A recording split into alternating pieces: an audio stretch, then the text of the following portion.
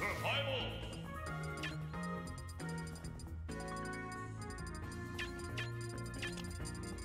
Luigi! Diddy Kong! Hey,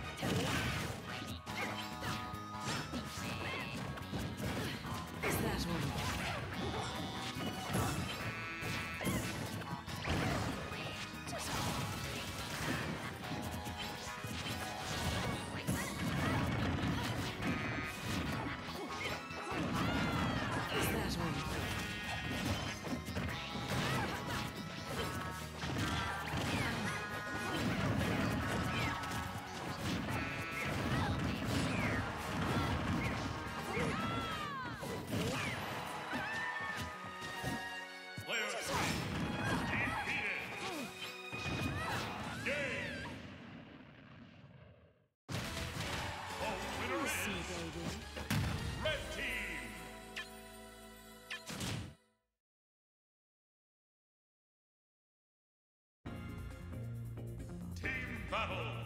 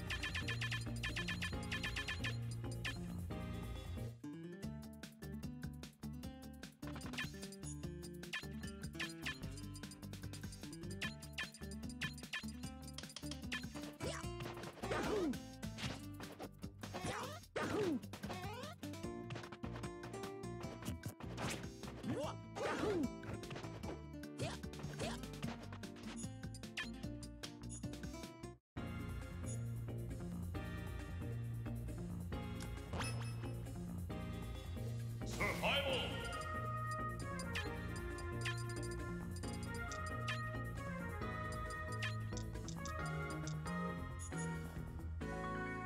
Survival.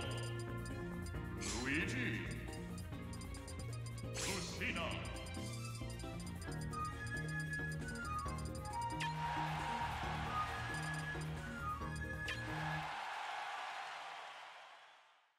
And we are good to go. We're starting off the Ascendance Weekly. How's it going, everybody? Ajax finally back in the building. It's been so long. Welcome back, man. Thank you so much. You're joined by Red Bolt, and we're going to be starting this right away. Can't do intros too long. We got Koga to return to the scene as well. Only been to one local so far, and getting second versus Chit Chat, who I have not seen before. I've seen Chit Chat play, and I even played him a couple of times. His Luigi is good. He comes from like 3DS.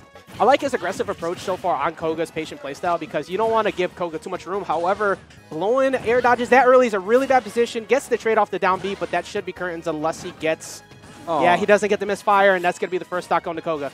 Who is going to give him a free stock for some reason. Homie stock? You know, I mean, after this weekend, homie stocks are apparently the meta to the game. So, you know, Koga just trying to go along with community, I guess, right? Yeah. All right, so far we're starting off again. Kind of similar situation. Just Chit Chat cannot find his footing. Oh! And my God, Koga just completely putting an end to all of that nonsense after giving him the stock the first time round, and that is going to be curtains for like the first game for Chit Chat. He didn't need one stock. You know what? He only needed one. He's like, guys, I just wanted to provide the handicap. I just forgot it. But you know what? Hopefully Chit Chat doesn't let that get to him because that's the type of game that could really bury someone mentally. And if he keeps his focus, I think he can make it back. It's just he can't be too straightforward with his defense. It was getting picked apart by Koga. And here now we got Chit Chat switching to the Mario. I actually kind of like this because of the fact that he wasn't really getting in on Koga very well with the Luigi. So now he has better buttons overall with Mario, and it's going to work out for him a little bit better, hopefully. Hopefully, but you know how Lucina and Mario does. Yeah, you know, anybody with a sword gives Mario a problem for the most part, but he's already off to a better start. He's got damage within the first 15 seconds. Like Koga's still, though, just picking apart this defense. The difference between Mario and Luigi is that Mario doesn't get as edge guarded as Luigi does.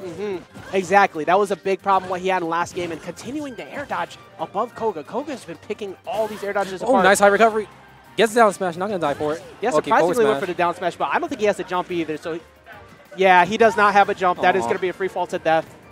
Koga, once again, just kind of rocking this first game here. All right, now Chit Chat swinging. Yeah, like, you know, he needs to turn it up. He can't be playing back as much as he is right now. Koga is just refusing to allow him to get anything set up. Koga looking for something. He's looking for something juicy, and he needs to stop it. This is the matchup right here. Lucina does so well. Like she can box Mario better than Mario. He's going for another down air. Guarantee it. He's going to fair him up. Oh, no, actually, he's just going to roll. Read that. Just put a stop to it right away. Not even going to let it continue, and that's going to be all for game number one. Going to Koga on his return into the house. Showing some of the new kids, like, hey, you know, I may have disappeared from CT for a little bit, but I still got it. Like, I was gone, we never forgot. No, we never forget Koga, and luckily we don't forget me either, because I'm glad that a bunch of people were happy to see me when I got back, and I'm very happy to see how well that this has been holding its own for a very long time. Like for the last 2 weeks was just real nice. Yeah, for a long period of time there, it was. I'm not good at this game. See, that's a negative thought process. You shouldn't think that way. Just practice more. Yeah, just keep at it. Don't let those kind of L's, you know, get in your head. You know, it's all right. Like we all go through the L's. Yep. Best way to grow for that is that you go back, you watch the VODs, you figure out what went wrong, and then you start working on it from there. You start to grow a little bit better. I say like your Mario is actually doing a little bit better. Like you can't play. It's hard to edge guard Mario as opposed to Luigi. No, I'm not doing that. Yeah, but it's all good. You know, like I said, things happen. Round one, we got plenty of time to grow. And Loki, who doesn't even play this game, is currently finessing the camera up front. You guys can't see it though. But we got such a packed house tonight. We got so many people who I haven't seen in so long. Like last week we had Light, Don Scott, Glare, Pelka, who else? Hawk. Yep, I was trying to get here last week, but unfortunately I had to work late. But now that it's on Mondays. Before I couldn't really do Sundays, but now I can actually try and make it so I could get here on Monday nights. I'm pretty excited about that. My match? Oh, well, I got to dip. See you guys. It's all good. Red Volta got to go play his bracket match, and we're going to be waiting for the next person to come up. Don't know who, but what we are going to talk about is Retro Rumble coming up in September. You guys need to make sure you check that out. We're going to have a great time. We got Street Fighter 5, Dragon Ball Fighters, Project M, and of course, Smash 4. All of those are going to be fun. I'm going to be so excited for it. And there's plenty of other things to check out there. There's a lot of great venue things that you could see. There's a lot of classic games. I hear potentially a Nintendo rep in the building. Oh, really? For possible Ultimate shenanigans. Ooh. And GameCube controllers. The very few and far between thing that people can't find nowadays because of the unsale by Nintendo. I have a crappy one from the wall. That's like $50. I currently have one that's residing in Actual Garbage's car since the Albany event. I can't remember for some reason I can't remember off the top of my head what that one was called. Great event as well. Shout outs to them. But actually no, Ling Ling borrowed my controller, and then I haven't seen it since. Nice. So luckily I have other controllers that I can still use, like the Flashpoint controller that we that's that a we really have. cool controller. Yeah, it's a little bit chipped, but you know I need to get another one. But regardless, I still have something to play with. But make sure you guys come check out this event. It's going to be so fantastic. I hear that we have potentially some out-of-region players, such as some from the West Coast coming West down. Coast. I heard maybe Fallen's coming. Fume's doing it for me? Oh, boy. No, actually, don't. I swear, don't pick Ike. Don't do it to yourself. Pick that Shulk. I've seen the Shulk. If you're doing it for me, pick Shulk. And I was just casting with Red Bolts. I'm getting to know everybody, and now they're all taking each other out for me, man. That's not cool. When I was on that last death that I had, I was on the ledge and he was like getting ready to up smash, and I was like, oh, I sometimes play Lucina, right? So I know like the hitboxes for like her up smash, and I was like, oh, well. He's like right in the middle, and if I roll past him, then I'm not gonna be able to get hit. That's because whenever I use Lucina's up smash, I'm like this close, and I do it, and like nothing happens. I get F smash and I die. That is the deadliest bait in the game. When you, especially when you're feeling really antsy, you're like trying to get your footing. You get somebody who just holds an up smash. That seems like it might be off spacing. For some reason, Lucina and Marth pick up a character from like 7 lengths away. But we're gonna be starting. Even though it never happens otherwise. Yeah, I know. But we're gonna be starting off here on Dreamland. Actually, button check. Yeah, no smash build. Actually, you're right. Yeah, it is button check.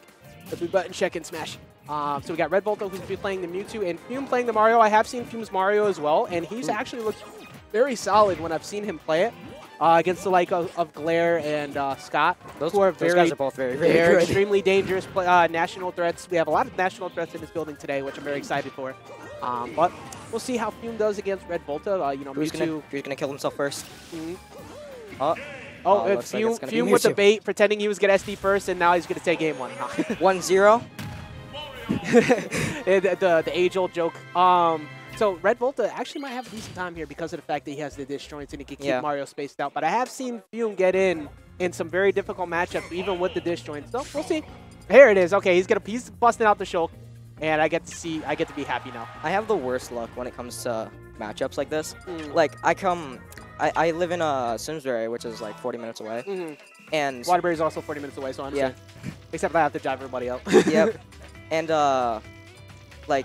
During the school year, we have tournaments at like our local library with actually Grunkle Titus. He goes there. He lives in Simsbury with us.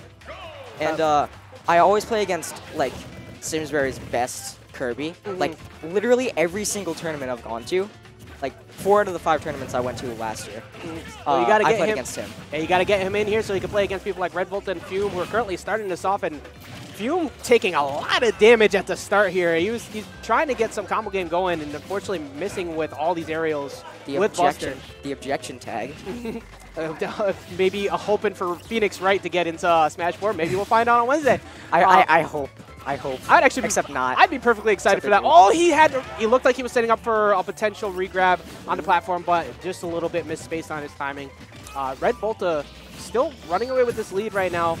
Getting the Nair, goes for the jab one, goes into the back throw. That was clean, and that's going to be the first stock going for Red Volta over Fume. It's not Nest back throw, but it's pretty good. He has so many great throws, and Red Volta doing a great job of not really worrying about Fume's disjoints because he has one himself in that tail. But Fume hasn't been able to get anything started. Shulk's disjoints are so annoying. A little bit, yeah. It's just the timing on how long it takes for Shulk compared to Mewtwo. Like, Red Volt is just abusing that Nair and the frame data that he has over him. Ooh, hopping from shield to jump, so the recovery and the defense. Yeah, trying to get himself a little bit more spacing away from Red Volta, because right now he's in a bad spot. Swapping the shield at 70%, I'm okay with it just because of how hard Mewtwo hits. Yeah. But he needs to get in, and he needs to seal out the stock soon, because Mewtwo with Rage is nothing to to be not worried about. Great conversion. This is the Shadow Ball, which is going to lead to a knock off the stage, which is not very good at all. Yeah, now Red Volt is stuck at the ledge, but Fume actually just going to let him get back on with that get-up attack. And once again, we're back to a situation where Fume just can't seem to close out this kill, and Red Volta playing patient, going for yet another anti-air up smash. Back in neutral, shield Monado. Yeah, I like it, getting that switch, because he would have been dead if he didn't have that beforehand. Not shielding the Shadow Ball. Fume is jumping a lot off of the ledge. I'm waiting for Red Volta to punish it at some point. He keeps going for these anti-airs, but waiting at the ending instead of just going for his attempt as he jumps off. Good spot dodge to get out of that, but the F smash is going to be it. And a clean 2-0 for Red Volta over Fume. Or Fume. I think it's Fume.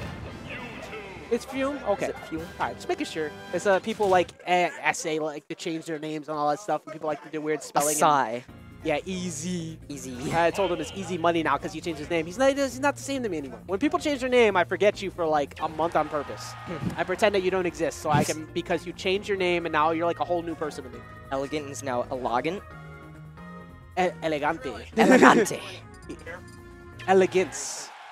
Silas scaring us all by walking in between the cables in between. All right, so we're going to be going on to FD here. Close enough. I don't necessarily agree with this because Red Volta was doing such a good job of outspacing Fume in the last game. I think if he would have forced it into tri-flats, he might have had a better job. But hey, you know, you never know. This still is a decent stage for Shulk because it gives him plenty of room to cover defensive options with his aerials. Shield Monado right off the bat. Yeah, I'm actually very surprised by that. But then again, he didn't get double fared, so maybe he had that in the back of his mind to slow down Red Volta's combo game. Doing much better so far. Hasn't taken nearly as much damage and even this back up. Didn't Red Volta and Fume play last week? I believe so, but I had to cut out during some of it because the internet kept cutting out and I had to go do something. I'm pretty sure Fume won that one too. Oh, really? Well, Red Volta definitely picked something up from that last set because he's looking really good so far in this. I seem to remember like Mewtwo versus A. Ooh, gets the backslash on the air dodge call out and tries to get the 2-frame on the down air twice, but does not clip. And Red Volta's going to make it back to center stage. Ooh, switching Monados. Yeah, I like Fume's mindset. Like he keeps switching and not getting the right Monado he wants. He needs to clean that up so he doesn't give away a potential kill confirm. Did you know when you're in between switching Monado, there's invincibility for like a couple frames? Yes, and I'm actually looking forward to seeing Shulk with the new Monado. New switching. Yes, oh, and that was so cool. I was perfect timing. Gets the shield right on the anti-air up smash and was able to live. Shadow Ball, which is going to lead to a oh my god, backslash. just empty hops into forward smash, and Red Volta's going to take that L. Hyper dash. Hyper dash dancing. Red Volta still looked very good in that last game, so you definitely cannot count him out. But Fume, now the one who gets to run away, whereas Red Volta was staying away from him last game. Don Kim. Oh. I love seeing Mewtwo down here, I'm not going to lie. It's the rudest thing in the world. The double back air to dunk. The down air on every air dodge that people decide to make on his recovery. And this shield is really coming through for Fume. Ooh. And good delay, not getting hit. And luckily didn't get hit by that back air either because it didn't look like it was ready to tech. Looking like he was anticipating a roll in, but Red Volta not giving it to him. But the falling up air finally get a closeout stock out at 181%. Usually Mewtwo can close it out a lot sooner than that, but Fume never giving him the opportunity to get a grab. Shield Monado helped. Yes, a lot. I like the way that they're both playing each other. Like, they respect each other just enough. They're not doing anything too excessive. Just putting out a good amount of safe hitboxes.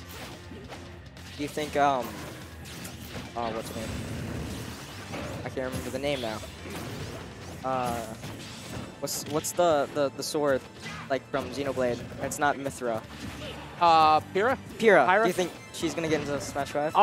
If they get into the game, I think it's gonna be Rex and with a Pyra Yeah, slash Rex Mithra, and Pyra. like reverse Pokemon trainer thing where they change in the background. But talk about that in a second. As he gets down smash, and Fume finding his footing back onto the ground and taking the deep lead once again. It gets the down air, doesn't get the spike, but gets the knockback, and Red Volta's gonna die off of that. We're going into a game 3. I like this. I was expecting a double forward air because that usually works with his like 80-foot long sword. Yeah, luckily he didn't get sent in That's an what she awkward angle into the. Let me see this 12-inch. Never mind. But so Red Volta really thinking about it, trying to figure out what needs to be done to change it up. And I was talking about a negative outcome for Fume picking FD, but it actually worked for him. All right, we're gonna go on the battlefield now. Much better stage for Red Volta, but Fume seems to have picked up something in that last game, and Red Volta currently is the one on the back burner. Toothpaste Mewtwo versus Orange Monado Boy. Oh my god, that really does look like a tube of toothpaste, doesn't it? Colgate I toothpaste. have never once looked at that color and thought about Colgate, and now that's all I can see. You're welcome. Oh, man. Speaking of colors, we better get unlockable costumes or alternate costumes or DLC costumes in the next game, or I'm going to riot. But, you know, Yeah. that's another thing we'll talk about. So Imagine DLC skins. I would That would be awesome. literally throw all my money at that. As both these players are throwing money at this bracket, and Red Volta. Bring back the UPS Mario from Brawl. Please no. I don't want Doo-Doo Brown Mario. And we already got like the bad enough green one that he has right now. It looks blech. You can't just disgrace the Green Luigi Mario is awful. You can't just disgrace the It's Luigi green and brown. Mario. It looks awful. But right now, what does not look awful is that actually did look awful. Trying to go for the up smash attempt and able to get by. Spike. Getting a little bit You too know what? greedy. I'm gonna off eat of my the ledge. I'm gonna eat my words right there. I said miss the spike, and then he just. You know, if he had committed and gone for the reverse up B to send Red Volta away, he possibly could have not just closed out the stock, but gave himself stage positioning. Instead, tried to get a little bit too much after, and Red Volta make him pay for it. And currently, Fume's stuck behind 50% right here, and just kind of approaching a little bit too much for comfort, and Red Volta taking advantage of it. Hyper dash dancing. What did that lead to? It led to almost death. It led to confusion. Oh, okay. Luckily, he was able to get back on the stage. Looked like he was going to free fall for a second there. Red Volta looking so much better. Gets the nair and just continuing to rack up this damage on Fume. The key is to send a message. Yes, Red Volta is just running away with this right now. Now, it's definitely not out of the way. It's definitely not out of the picture for Fume. If he can manage to get a kill and abuse the rage. That was close. Almost caught that air dodge attempt on the way back in. Oh, he did not go for the grab. Instead, he goes for the stylish stuff. But it's okay because he's in shield, so he's not going to die. Not going to kill because of shield Monado. My God, this Mewtwo is something thick. He is still alive after all this. You know what? Never mind. He felt he should have died off of that fair, and he gave him the homie stock once again. Yeah. Good guy, Volta. It looks like Volta actually just throwing out a bunch of smash attacks, hoping that Fume will overcommit. But Fume just playing the runaway game here, and Volta doesn't need to approach. He's got a huge lead. There's no purpose for him to have to approach right now. So Evo. Hey, you know what? Do what you got to do to get the W. That's what counts at the end of the day. Do you want that money or do you want pride? Go in. Go ahead. Oh, that's 2 reads. He's forcing him off stage. Volta, okay. Volta scared me after that last SD going off stage here. Hey, he's starting to slowly rack this back up. He's actually pretty much at kill percent. Oh, Even though he's 100%. Yeah, you know, with all that rage, I've seen Mewtwo die sooner, so. Anti-air. Luckily, he was in shield. He did not die to that. Now it's exactly 100% behind. Oh, never mind. This game is super close right now, trying to go for yet another attempt on that down air. And smart on Red Volta going high. Goes for the confusion. Red Volta just needs to run up and go for a grab. No, don't go for these confusions. All you need is a grab. That's it. That's it. And now he's in Smash. Oh. And now he does have a lot more knockback on him as well, but he can kill Mewtwo earlier. Gonna chill by the ledge. I like the patience there. Fume now overcommitting, not getting hit. And we are at basically a dead even game right now. Oh my God, he gets the back air and he does not die. Oh, but he's gonna free fall and miss the ledge. Fume doing an amazing job coming back. This is why you cannot count anybody out in this game. Yeah. Good hugs all around. That was an extremely close set. He might have won if he didn't homie stock. Yes. It was an accidental SD. He didn't mean for that to happen, but he was able to walk away with that. Hume kept us calm because he was not in a good position to make that run back with how much percent he had, and he played patient, very smart. And that was only our second match of the day. Is there Yeah, That looked amazing for a second match of the day. I love the level ups that have been going on here at this tournament. Seeing everybody really improve drastically over the past like 6 months. Like the level of everybody was kind of like here, not to say it in a negative way, but it was around here. And every time I watch, it's just progressively getting higher and higher. Now that we have a lot of high caliber players gracing their presence in this building, it's only going to force people to get hungry and make them play that much harder. I love that. There is losers bracket. There, right? Absolutely. It's always double elimination, no matter what. If it's one of the standard brackets. If it's not, then I'm not paying to get in the bracket. I need it because I'm not trying to play like light round 1 and then go home. My mouth is diagonal. All right, so currently we're just waiting on a second here, but one thing that we definitely could talk about once again is we have a couple of big events coming up around the corner. One is Shine, which you guys, if you haven't signed up for, ends this Saturday. Reg ends this Saturday. It's an amazing event that happens in Boston. It's our national. It is our biggest event here in the Northeast, and you need to go to that. Like, it's just not even like maybe go to it. Like, go to it. Show support to TMPR, who we all love. It shows so much support around here. I couldn't make it because I'm as young as I am and I don't have a car for myself. Everybody else here except for one person. Reach out to people for carpools. Find some family that bring you out. Yeah, but like I'm only 15 and I'm not gonna ask my parents to like drive me all the way to Boston. It's really worth it. I understand though the underage guy. Are you pointing at me again? No, I don't know who you are. I already told you I don't know you. I do not know you. You change your tag. I don't know you. Because you gotta wait until I'm ready, okay? Give me my space, okay? You can't just expect me to just change like that. I don't even know who this guy is talking. Like, I can't even commentate him because I don't know his name. It's Brooklyn. His name is Brooklyn. Yeah, his name Brooklyn. Yo, LNY. I love you. I hope you guys are in the chat. He's still talking to me. I don't know who he is. I don't know who he is. I remember he looks like this guy that used to be like adult. There was this Roy player named Essay a long time ago who he was a cool cat. I liked him. But then he looks just like him. He looks almost exactly the same. He has the same height. He has the same glasses. Wears the same terrible Yankees hat. How long ago? I don't know, some time ago. 80 years? It feels like forever, man. Hundreds of years. He was such a good cat. And then now we got, I don't know who this is. I think it's like unwanted cousin. But we got Fume, who's going to be going up against the Roy, against EZ, or Kagwas. What in the world is that tag? So we're going to be starting off here. This is our third game of the night. This is going to be a very interesting match. Not something you see. Stream. Yes. It's not a very common match you're used to seeing. You don't normally see Shulk versus Roy. That is not a very common thing unless you're here in CT, the home of awkward characters and Fox, because we have like 10,000 Foxes. And Fox. Yep. Also, you're either playing Fox. Also, kind of Luigi. What was that? Oh, Chit Chat has to go play a match.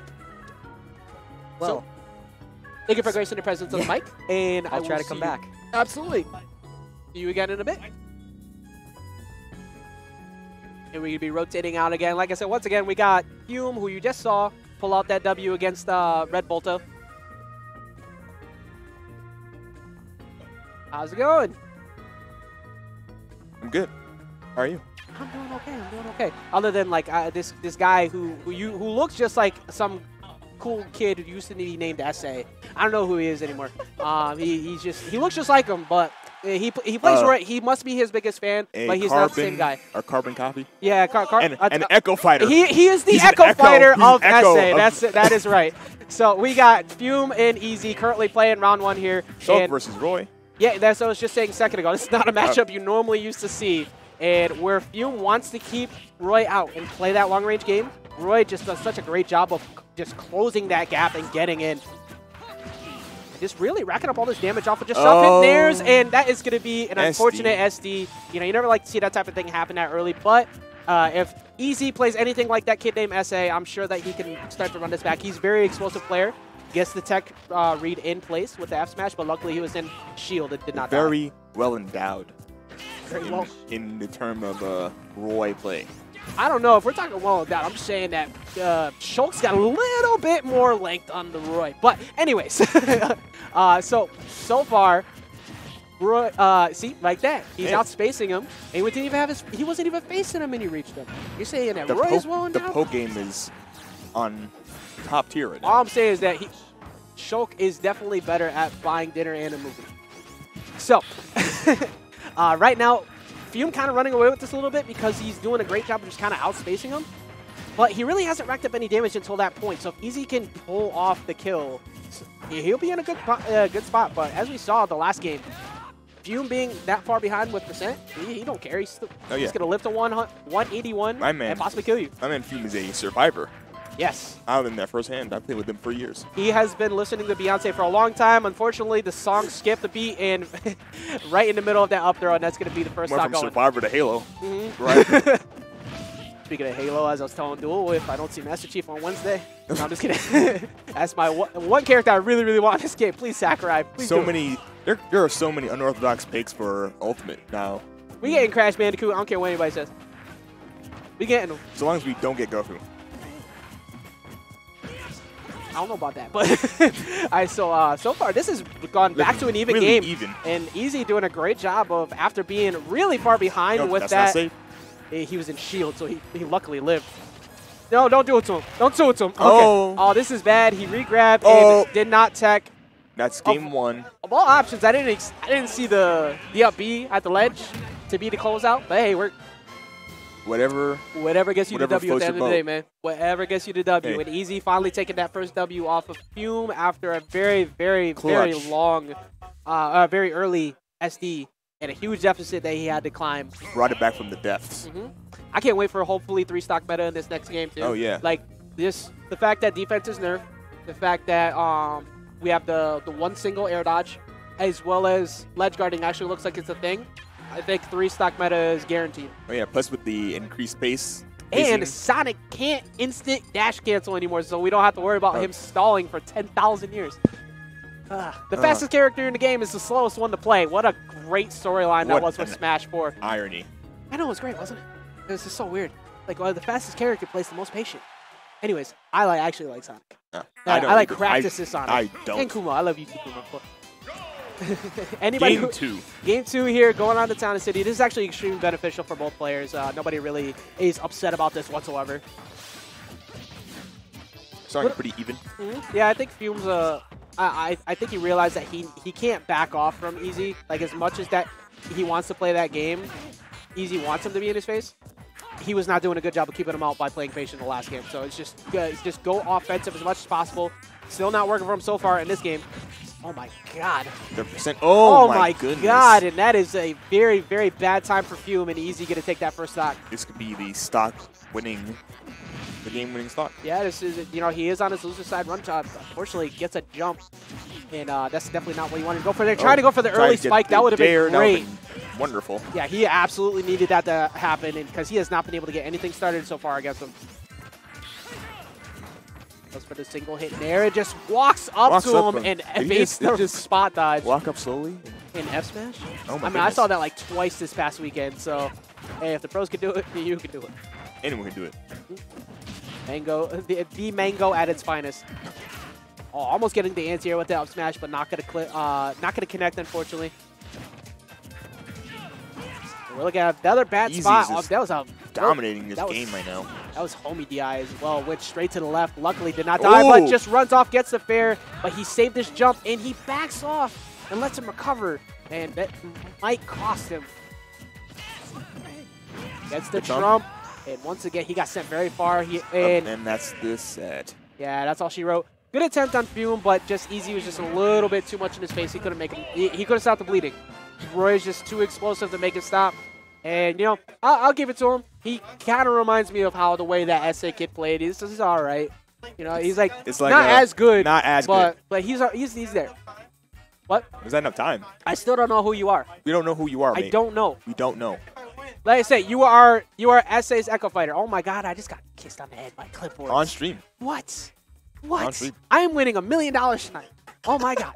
I gotta go play a lotto ticket. What's today's date? Today's oh my the goodness. 6th. Oh shit. All right. Ooh, esports.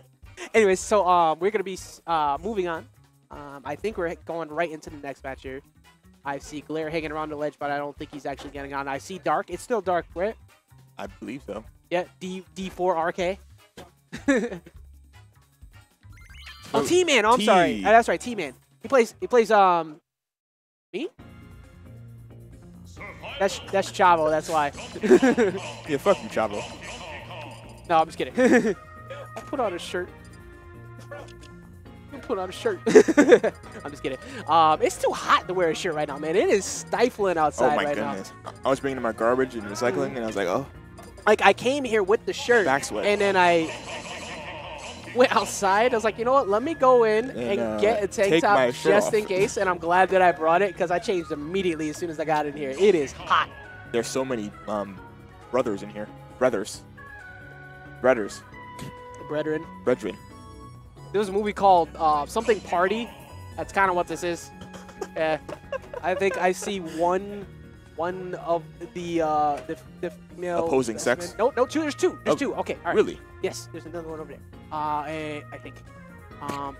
And then no, yeah, two. Oh, yeah, it's a little outnumbered in here, a little bit.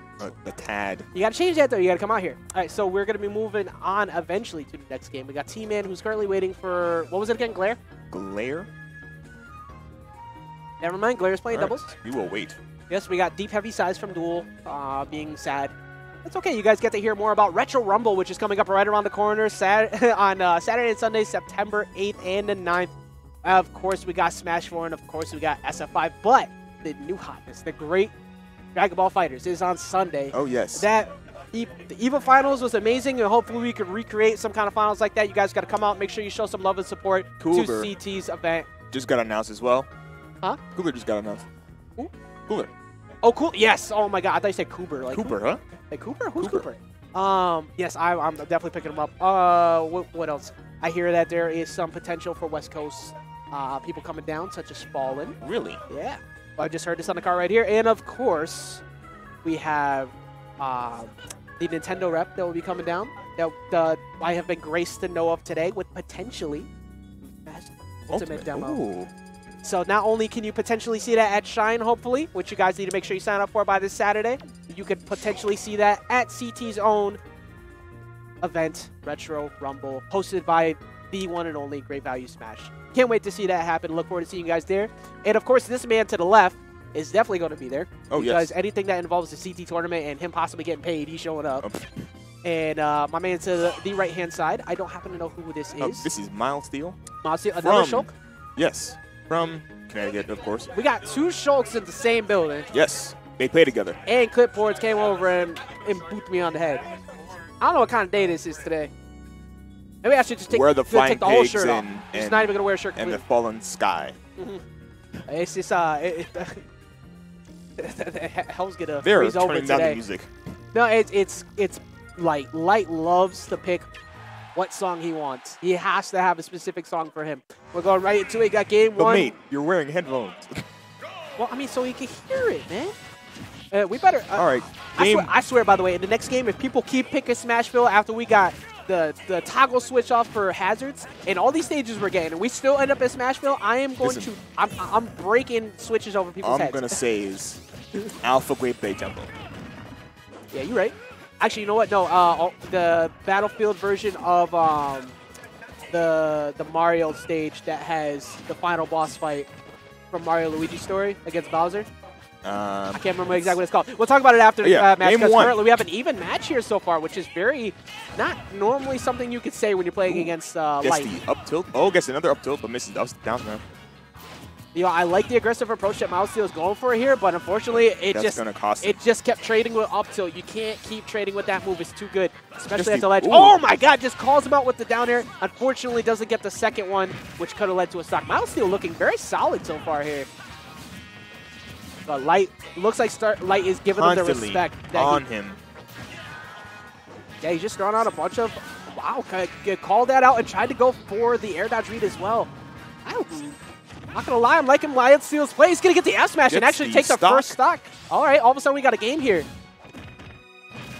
You know, I like. What is he gonna? Oh, See, now this is where Light's gonna turn up because when he first goes into something, he doesn't really play, right? He's kind of filling him out a little bit, see what he can deal with. so it's data. Yeah, and Miles Steel's showing him that he has the tools to be able to contest.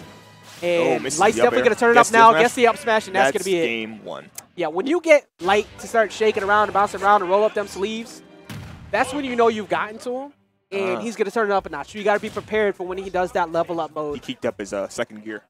And Miles Steel coming through, giving some I'm sorry, excuse me. Fume. Wait, Shulk boys ride together and die together. Like, character specialists, they always do Hey, that. man. They play together. Not Ike's, because all y'all abandoned me for Corrin.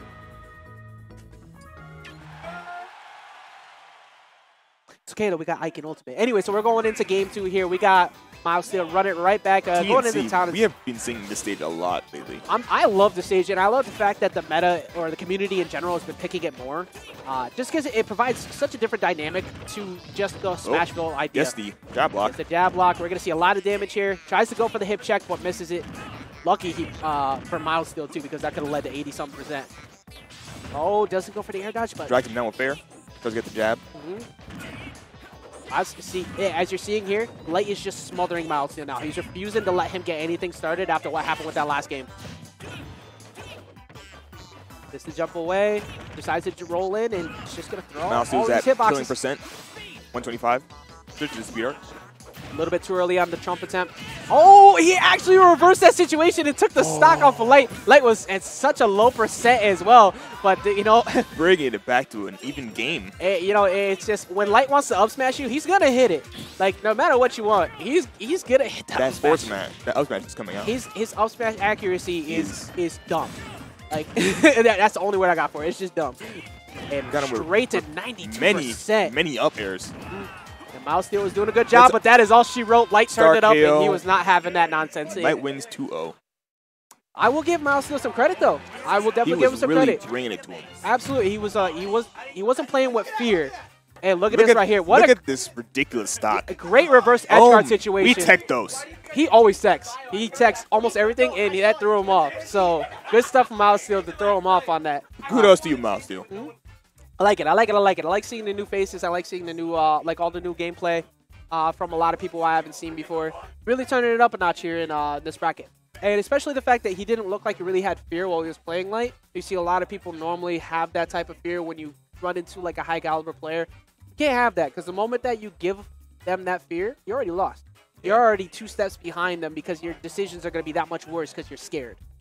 So good stuff to him. Yeah. And we'll be moving on to the next round here. Looks like Drunkle Titus.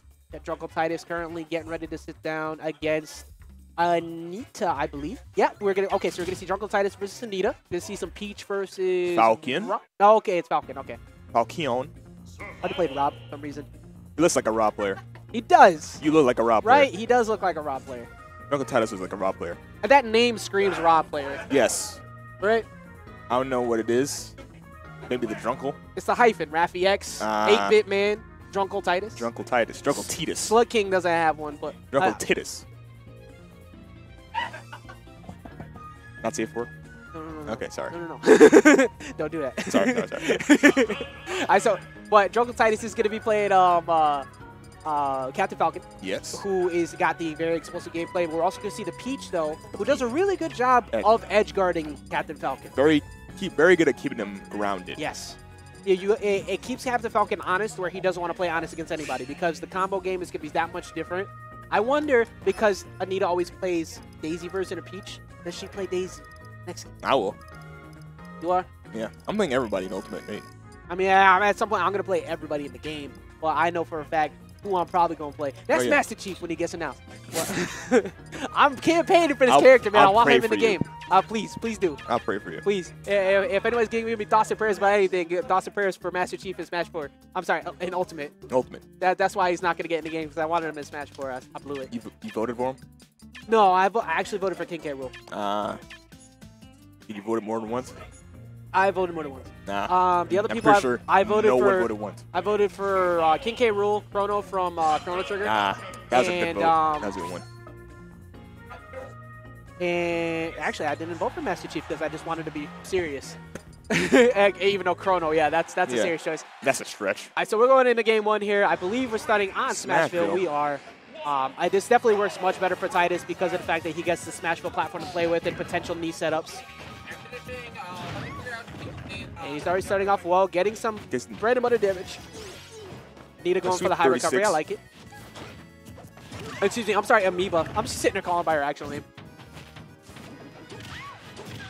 He's now with those back airs.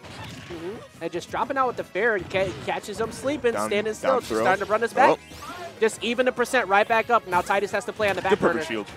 I don't think she actually wanted that. I think she was trying to go for fair. No, I think she was trying to go for like a canceled nair and went for the F smash instead. But you never know.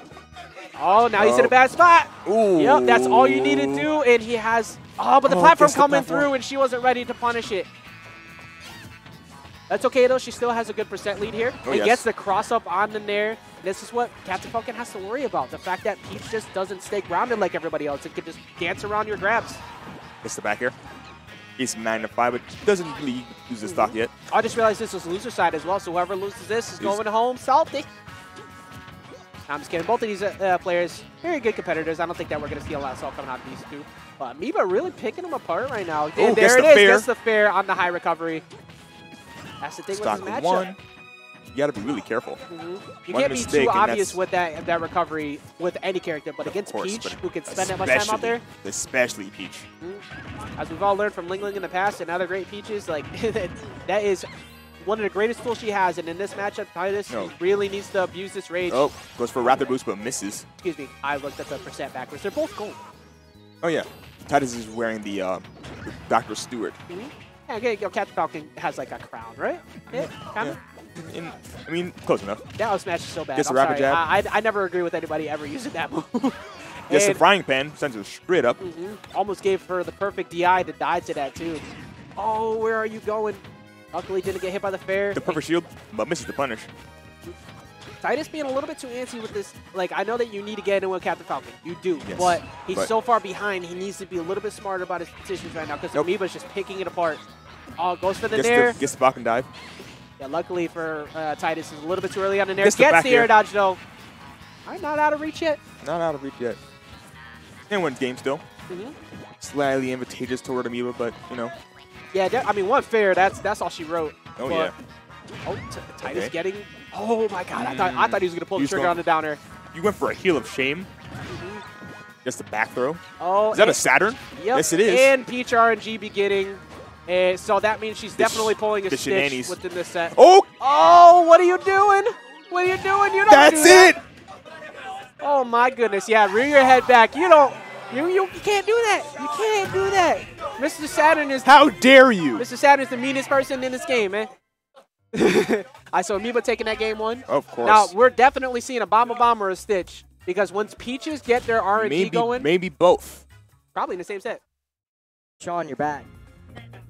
You don't get bodied. Your friend's getting on stream. Get your life, mate. Hey, Amoeba very solid in her own right. The way that she's been playing this game, she's getting a lot better.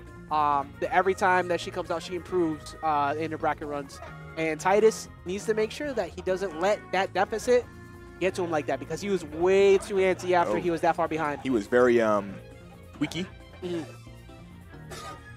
Very tweaky. Well, I mean, tweaky in this game is a compliment, isn't it? Really? I mean, #2 player in the world, his name is Tweak. Oh. Yeah. Oh. He was a little bit too antsy with his decisions, though. And very when antsy. you become obvious in the options you're making on approach, especially against a character who benefits from you approaching as much as Peach does, you can have a bad time. So Titus really thinking about this going into game 2 here, and Amoeba really just kind of basking in the glory right now because everybody else is just cheering her on. Glorious, glorious shield break.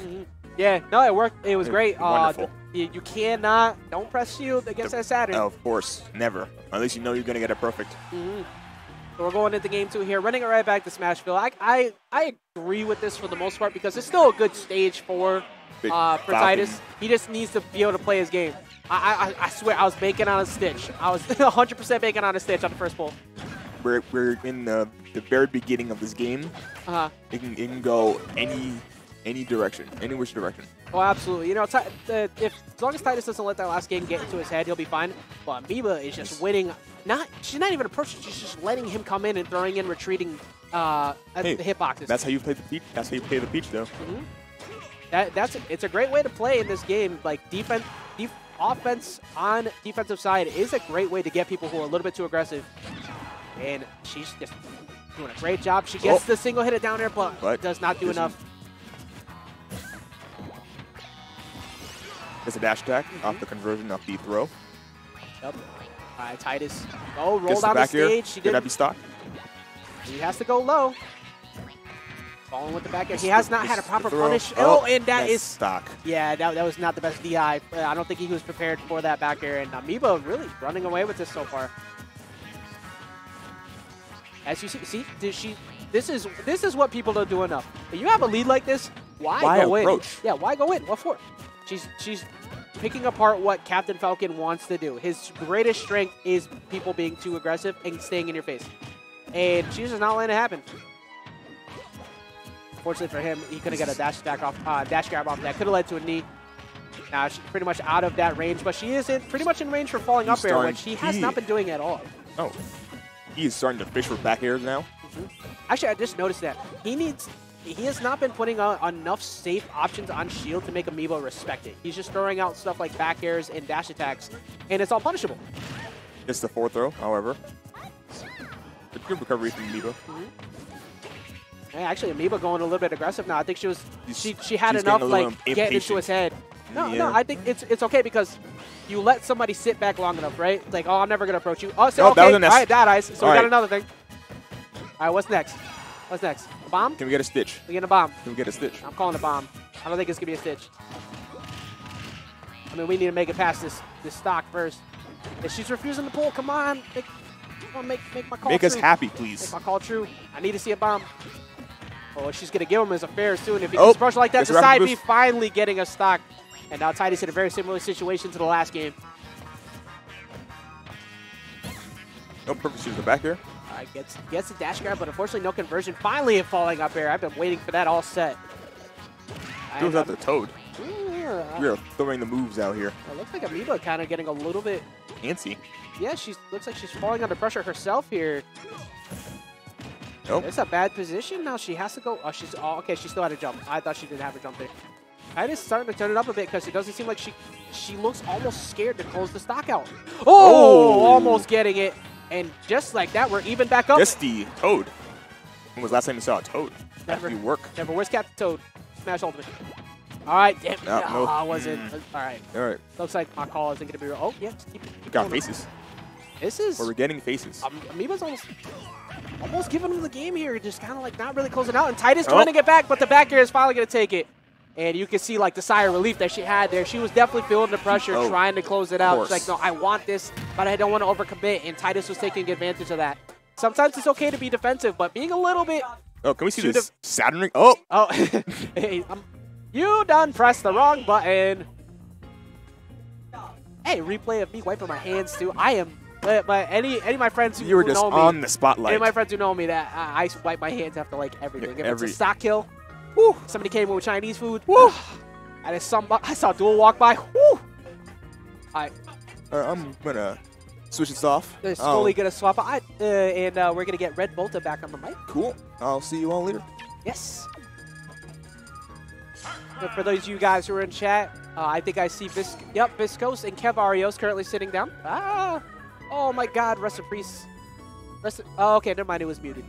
Just say rest in peace to headphone users. So we got Viscos and Kev Arios going right into it before we can get all reintroductions. For you guys who don't know, that's Red Volta. And we're going to be starting this off. We got a war of attrition in its finest here. Both of these players, nobody wants to actually approach. This is just, it's just who has the better item those. And Kev Arios, luckily in this matchup, can abuse the fire hydrant from far. He never really has to commit to much at anything. But I like Viscos' play as of late. Like, every time I see him, he looks that much better. And it reminds me a lot of a former Pac-Man player who used to be out here all the time. Mine. I miss Mine a lot. He's out there in Colorado. And Viscos doing a great job of throwing this item game around Kev Arios, who is no slouch in his own right with this Toon Link. Oh, nice setup. Ooh. Okay, now. Kev has the fruit. He can just camp him now. He can. Yeah, exactly. He's as such. He is just holding on to his item. And Viscos can't get anything set up. Cavarios can just choose to play the long game and chip him out as long as possible. Like, best thing he could do is like throw out the hydrant, but Best thing y'all could do is just, if you were hungry, if you're in the mood for a sandwich, now's the time. Go get yourself a sandwich, make some popcorn, maybe go pay some bills. We're gonna be here a while. We're gonna be here for a while. All right, so finally, Viscos is able to get his item back. It seems like Cavarios he realized that he wasn't going to win the war of projectiles because Viscos is just not getting hit by any. Nice setup. I love seeing the increase of Pac-Man play at a solid level as well, with the increase of Sinji doing so well. And it seems like it's kind of revitalized Pac-Mans as a whole, even though they're all still masochists because that throw don't exist. Viscos? But shout out to Sinji, but here we got Visco. Yeah, Viscos still backing up. I'm sure that. I'm sure really nice. Viscos definitely studies that man through and through. All right, finally getting in his Cavarios and landing an actual hit that's not a projectile. It's actually a pretty dangerous position now for Viscos too, because Cavarios with this rage, if he could get a confirm in at some point soon, could lead to an up smash. Almost called it out. I said an up smash also at the ledge will kill now. Yeah, not a, or a bomb, bread and butter of Toon Link, that bomb confirm into fair. He just hasn't been able to set it up. Viscos refusing to let him get anything started.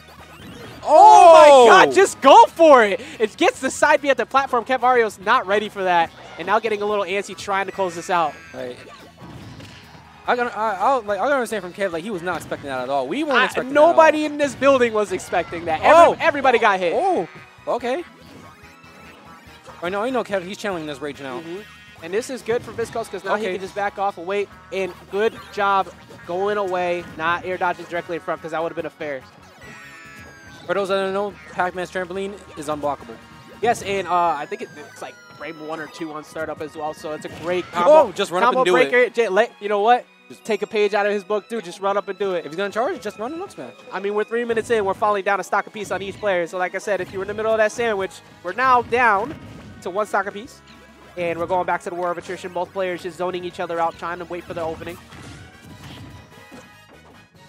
I'm actually, you know what? When I see games like this, it's almost like it turns into chess. Like, who's willing to break first? Who's willing to overcommit a little bit too early? Who's willing to snap first? Okay, no, that was really good. Oh, tries to go for the fair. My goodness. Viscos is looking so much better than previous times that I've seen him. You saw he tried to go for a second swing. He trampolines immediately out of it. Oh, my God. But you know what? Cavario's finally getting his in. This is where Kev needs to play. He can't play the zoning war with Viscos right now. He's winning it too much. If I was Viscos, I would be scared right now. Toon Link's aerials are strong. Yes. Toon Link is just strong, period. Yes, that forward air, like we said before, bomb confirm into forward air. If he catches him going for a fruit charge for a little bit too long on the side, it's going to be curtains. Like, we got one character who's got strong areas versus one that's meant for comboing. Yes, the one who actually both characters have a shot to get punished on the grab. One of them don't even have a tether. I'm sorry, I hate that grab so much. Like, please, it's so bad. Daddy Sakura, please. Daddy Sakura even he buffed it, but we saw it in the demo. Yeah, but you know what? It's still the demo. By the time full games comes out, he just puts a little smile pic next to it as we see the full release. Please don't troll us, Daddy Sakura. Please bless us. He loves trolling. But right now, both these characters at 100+%. We're finally at a spot where this game can get closed out. Oh, almost getting hit by the fire hydrant. If his percent was just a little, it'd be like air dodged a little too late, he would have got caught. Oh, and he gets him on the landing finally. Cavario's playing just patient enough, finally able to close that out. My goodness. You saw he reeled back. He was like, cool. Both of them did. Like, Kev had that deep side release, like, oh, thank goodness that hit. And Viscos, like, you know what? All right. Yeah, you got that. I'll give that to you. Now, I don't really want to see a stage change or anything. That was so even. Both of them, neither player could really feel bad about that. I hope Viscos doesn't feel negative about that either, because that was a hell of a match. It was. We're actually going to go. He's going to counterpick the battlefield against Toon Link with Pac-Man. Either he is a mad genius, or he just counterpicked to his loss. I have been seeing more Pac-Mans picking this stage because of ledge trap availability, but I don't know against Toon Link. But then, you know, regardless of my opinion on it, we're going into game 2 here. Raw force match, nice 38%. Like, blowing him out with the arrows. Oh, nice Galaxian setup. Only gets 26%. Yeah, once again, it's kind of similar match to last time, except this time, both players have a little bit more room to work with to not deal with the zoning as much. Maybe that's part of why Viscos picked the stage, so he didn't have to do one lateral approach. Nice Galaxian setup. Yeah, luckily for Kevarios, he didn't re-grab that Galaga and get that started again. It does so much damage, especially with the air rail. I'm really liking the way these two are playing this matchup as well. Like, this is something I expected to be much more, a lot slower, a lot more, not so much lane playstyle, it's just that patient playstyle that's necessary in zoning characters. And they're, like, it's a little bit, but then they just ball each other. They just go right at it. I'm really liking the way that they're both approaching and getting these baits. It all depends who gets the opening first. Yes. As I said, it's just a big game of chess in this matchup, trying to go for a similar setup the last time, but Viscos not falling for it this time. That was real good. He hold back the second swing. Yeah, Fire Hydrant saving Viscos there. Oh, almost betraying him.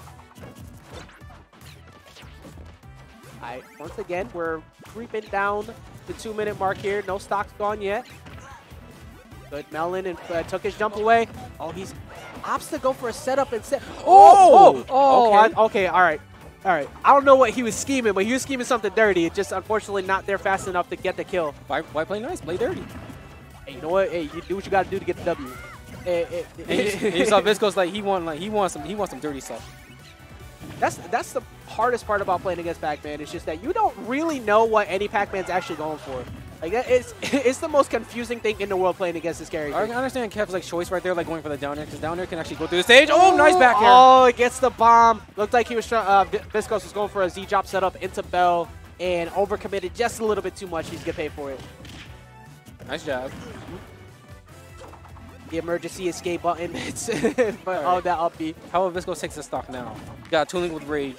I mean, he can't play back. I mean, never mind. Like, Viscos is pretty much committed to just playing the long game. And that's frustrating enough as is. So Kev is just expecting him to go in. He's just refusing to do it. Like, Pac-Man's not good like when it comes to comebacks, but he can do it. Yeah, no, definitely. Does not have the greatest comeback potential, but he can annoy you to death and make you get a little bit too antsy yourself and fall for his setups. Make you start pressing buttons. Somehow does not get punished for that misgrab. What? I'm surprised he still keeps going for the Galaga while he's at this high percent. Hydrant protected him. Oh, never mind. That was actually, it worked out. Forces him to go low. Tries to get a hit off of the up B, but a little bit too late. Nice bomb back air. Oh, he just uses the hydrant to his advantage. Yeah, Kevarios starting to run away with this now. You see, he's really picking apart Viscos' playstyle that he's trying to establish. Oh, but the up air is going to finally put him on the board. Eventually he's going to kill. This is still, again, these matches are really good being this early in bracket. I'm loving the climb of skill that I'm seeing out of these players. Oh, yo, Nom, thank you for that. I appreciate it. I mean, why not? You only take like 2% heal, but it's better than nothing. Exactly. Hey, you know what? Take every little bit, as we see from John Numbers. that can eventually keep you alive. Oh, tried to go for the reset up, and Kev not falling for it. All right, both players just kind of giving each other a little bit of space again. Viscos trying to find his way in. Here we go. Finally gets in and gets so much damage off of that combo. That was a nice corner carry. Look at this. He's starting to even it back up. Again, this is what Pac-Man wants. He wants you to think you're comfy and then just get you one really ridiculous setup and outpatient you. Oh, my God. I thought he SD'd. Oh, no. He was out of range for it. Oh, okay. He almost went for a Viscos is nutty. He wants a side B kill. Hey, it worked for him last time, and he'll catch you sleeping with it. I mean, why not? Like, the last part of it has armor. Viscos has brought this all the way back. No, Viscos has to be careful. Like, 82 aerials. No, gets a forward smash. Little bit too early. It looked like he was hoping that he could punish him for hitting his fire hydrant, and Kev waited it out, got the extension off the hitbox. That's unfortunate, but what a set. If that went to game 3, I probably would have lost my mind because we would have had another 6-minute match. But still, what a great set between these two, especially with Viscos' growth. I got to applaud. That was great stuff. Kev already was able to pull it through, though. Viscos. Well done. Well done. So we're going to be moving on into a much faster paced match because I see a Luigi sitting down and Scott. Always over against Scott versus who? Scott versus Ez. Oh, Scott versus the unknown. That player who reminds me of that Roy player. Oh, there. So this is what we just saw, how slow that was, this is going to end in about 30 seconds. The whole set, not even a match. Just like the whole set's going to be in 30 seconds. Because we got Roy versus Luigi. Luigi wants you in his face. So he can combo you to 80. He just wants to get his grimy little plumber hands. He wants to get those terrible little hands on you and just completely smother you with combos. And also one really bad thing for Roy is that he has to deal with a only vertical recovery against that toilet. But Easy also thrives off of being in your face too. He's a very explosive Roy player. So if he's lucky and he gets Scott being a little bit over committal and missing too many setups, he can absolutely dare train him all the way to the edge and kill him. So we'll see. Otherwise, regardless, this is going to be a very fast set. What little bugs me about Roy's recovery is like, yes, you have more horizontal control, but the range. That's it.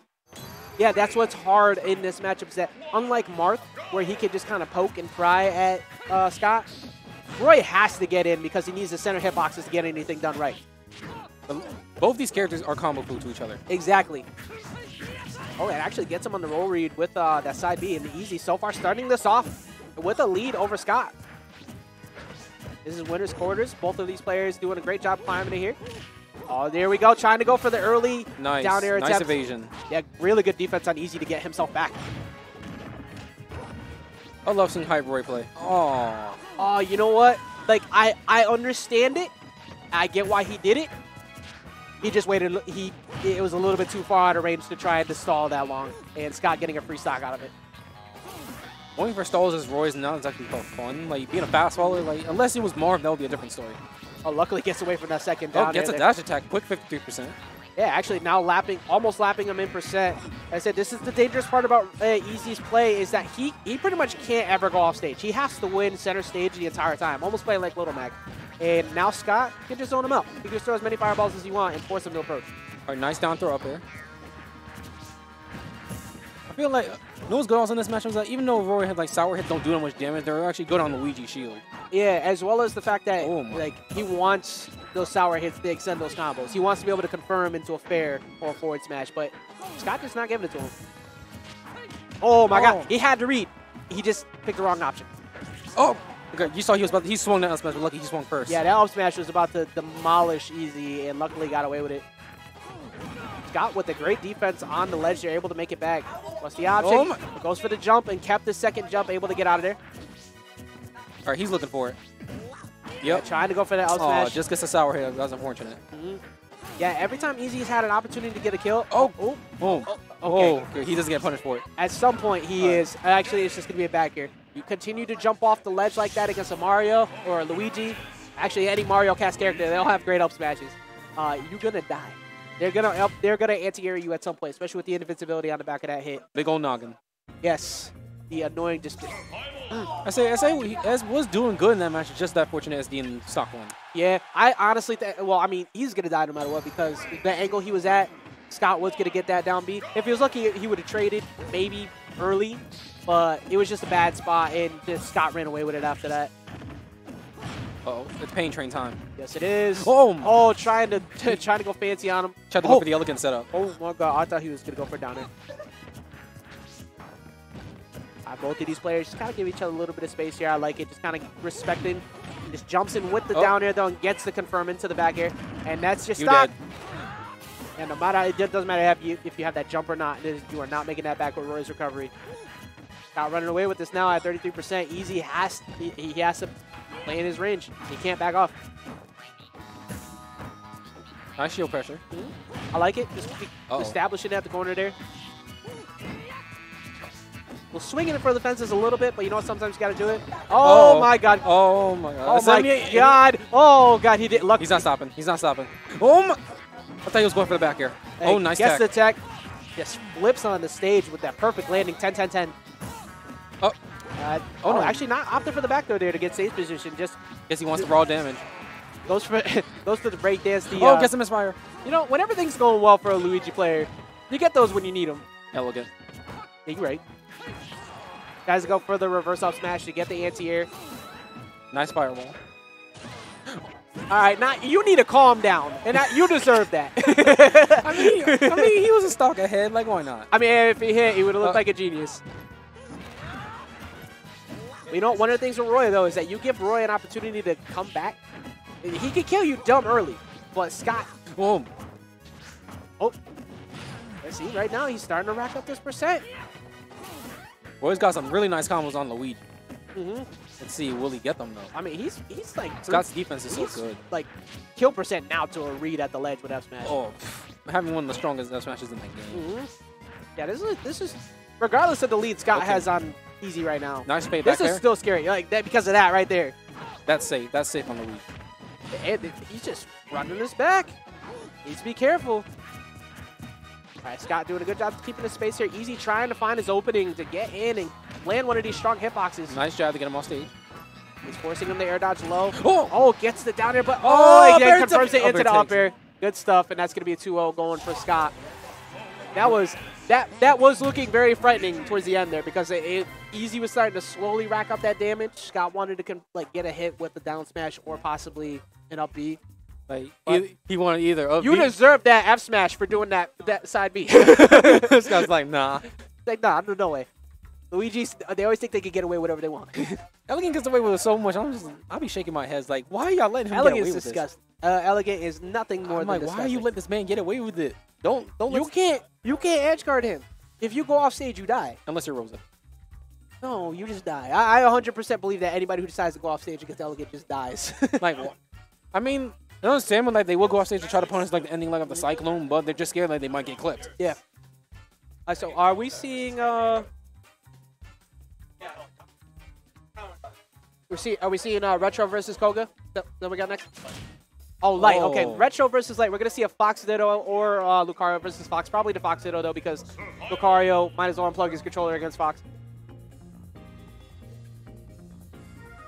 Go finesse back to Dragon Ball Fighters. Yeah, Floki, go play fighters. Get out of here. Go. Go. You're not go away. You're not a smashy. You're not winning race mirror. Oh no! Stop it! No, mute the mic. Mute the mic. Don't let him speak. No. Don't let him speak. I need an adult. I want a restraining order. No, Davin, I'm the same age as you. I'm gonna make a court case. I don't feel comfortable. To be fair, I'm older than him. I'm older than. I think I'm older than both of you. I'm 22. How old do you think I am? I'm not guessing. I don't want to guess. I'm older than you. I'll tell you that. I'll take that. I won't guess the number. Take a guess. 24? Nope. 25? Nope. 26? Nope. 27? Yep. No one's old. I just turned 27. No one's old. No one's old. Chavo's not old. Chavo is the man. Ancient. No, I'm just kidding. We love Chavo. Chavo is like the father to the community that he never wanted to be. Oh. Like everybody just started following. Like Chavo's just likable. That's why. Like everybody always follows along with him. Oh, but, we got light changing the He music. He didn't come down today because he's waiting for Ultimate. But he's been killing fighters. He's been so good. I've been at fighting. hearing.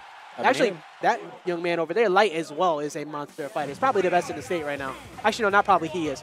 So we're gonna see. We got the Fox Ditto on Battlefield. Yeah. Also, the best Fox in the world because he's above. There we learn.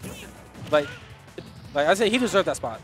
Mm-hmm. Like the results like speak for himself. Yes. Now let's see if Oh. I gotta give Retro a lot of credit. Since his switch to Fox, he's been playing so much better as a whole. He's kind of finally found his home with Fox and doing a good job of going toe to toe here Fox with Light is such so a good far. character.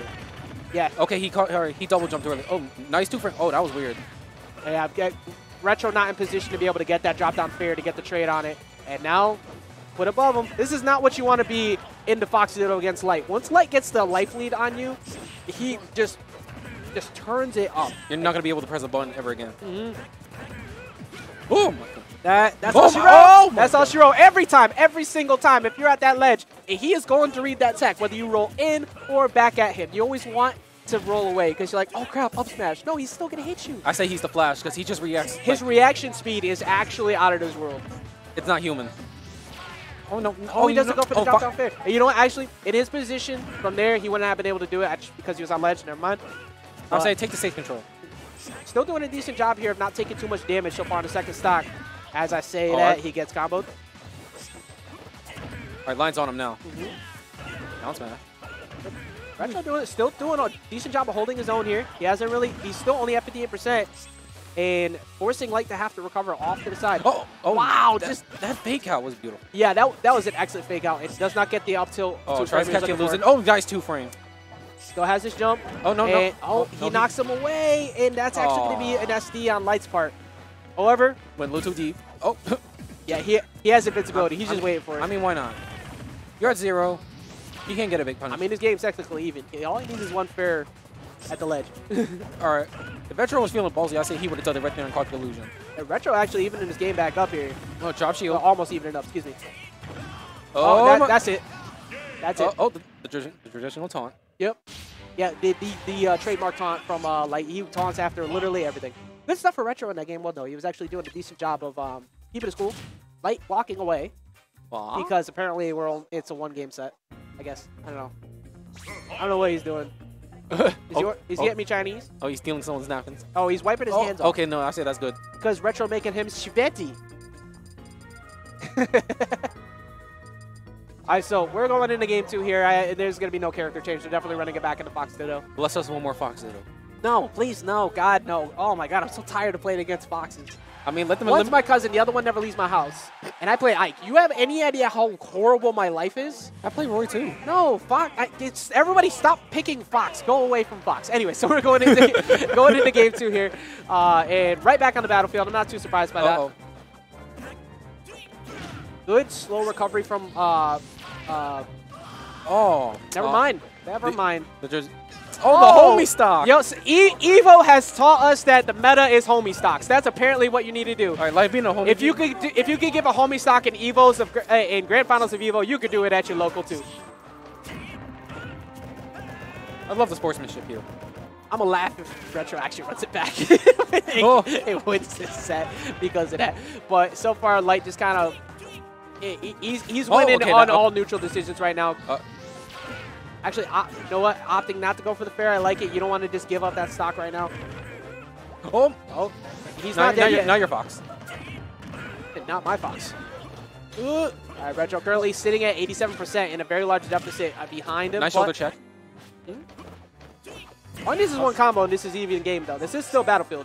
Oh, he's forced in a low recovery, and that is that's not how you want to see it go. After that game 1, that was a good game 1 on Retro, but SD to SD. Combo to the loser bracket. Oh well. Hopefully he doesn't let that get to him. I think he's gonna make a good run in losers. Definitely not gonna. He got here to be able to play against Light. I know he beat SSG, who's a very solid Sonic in the area.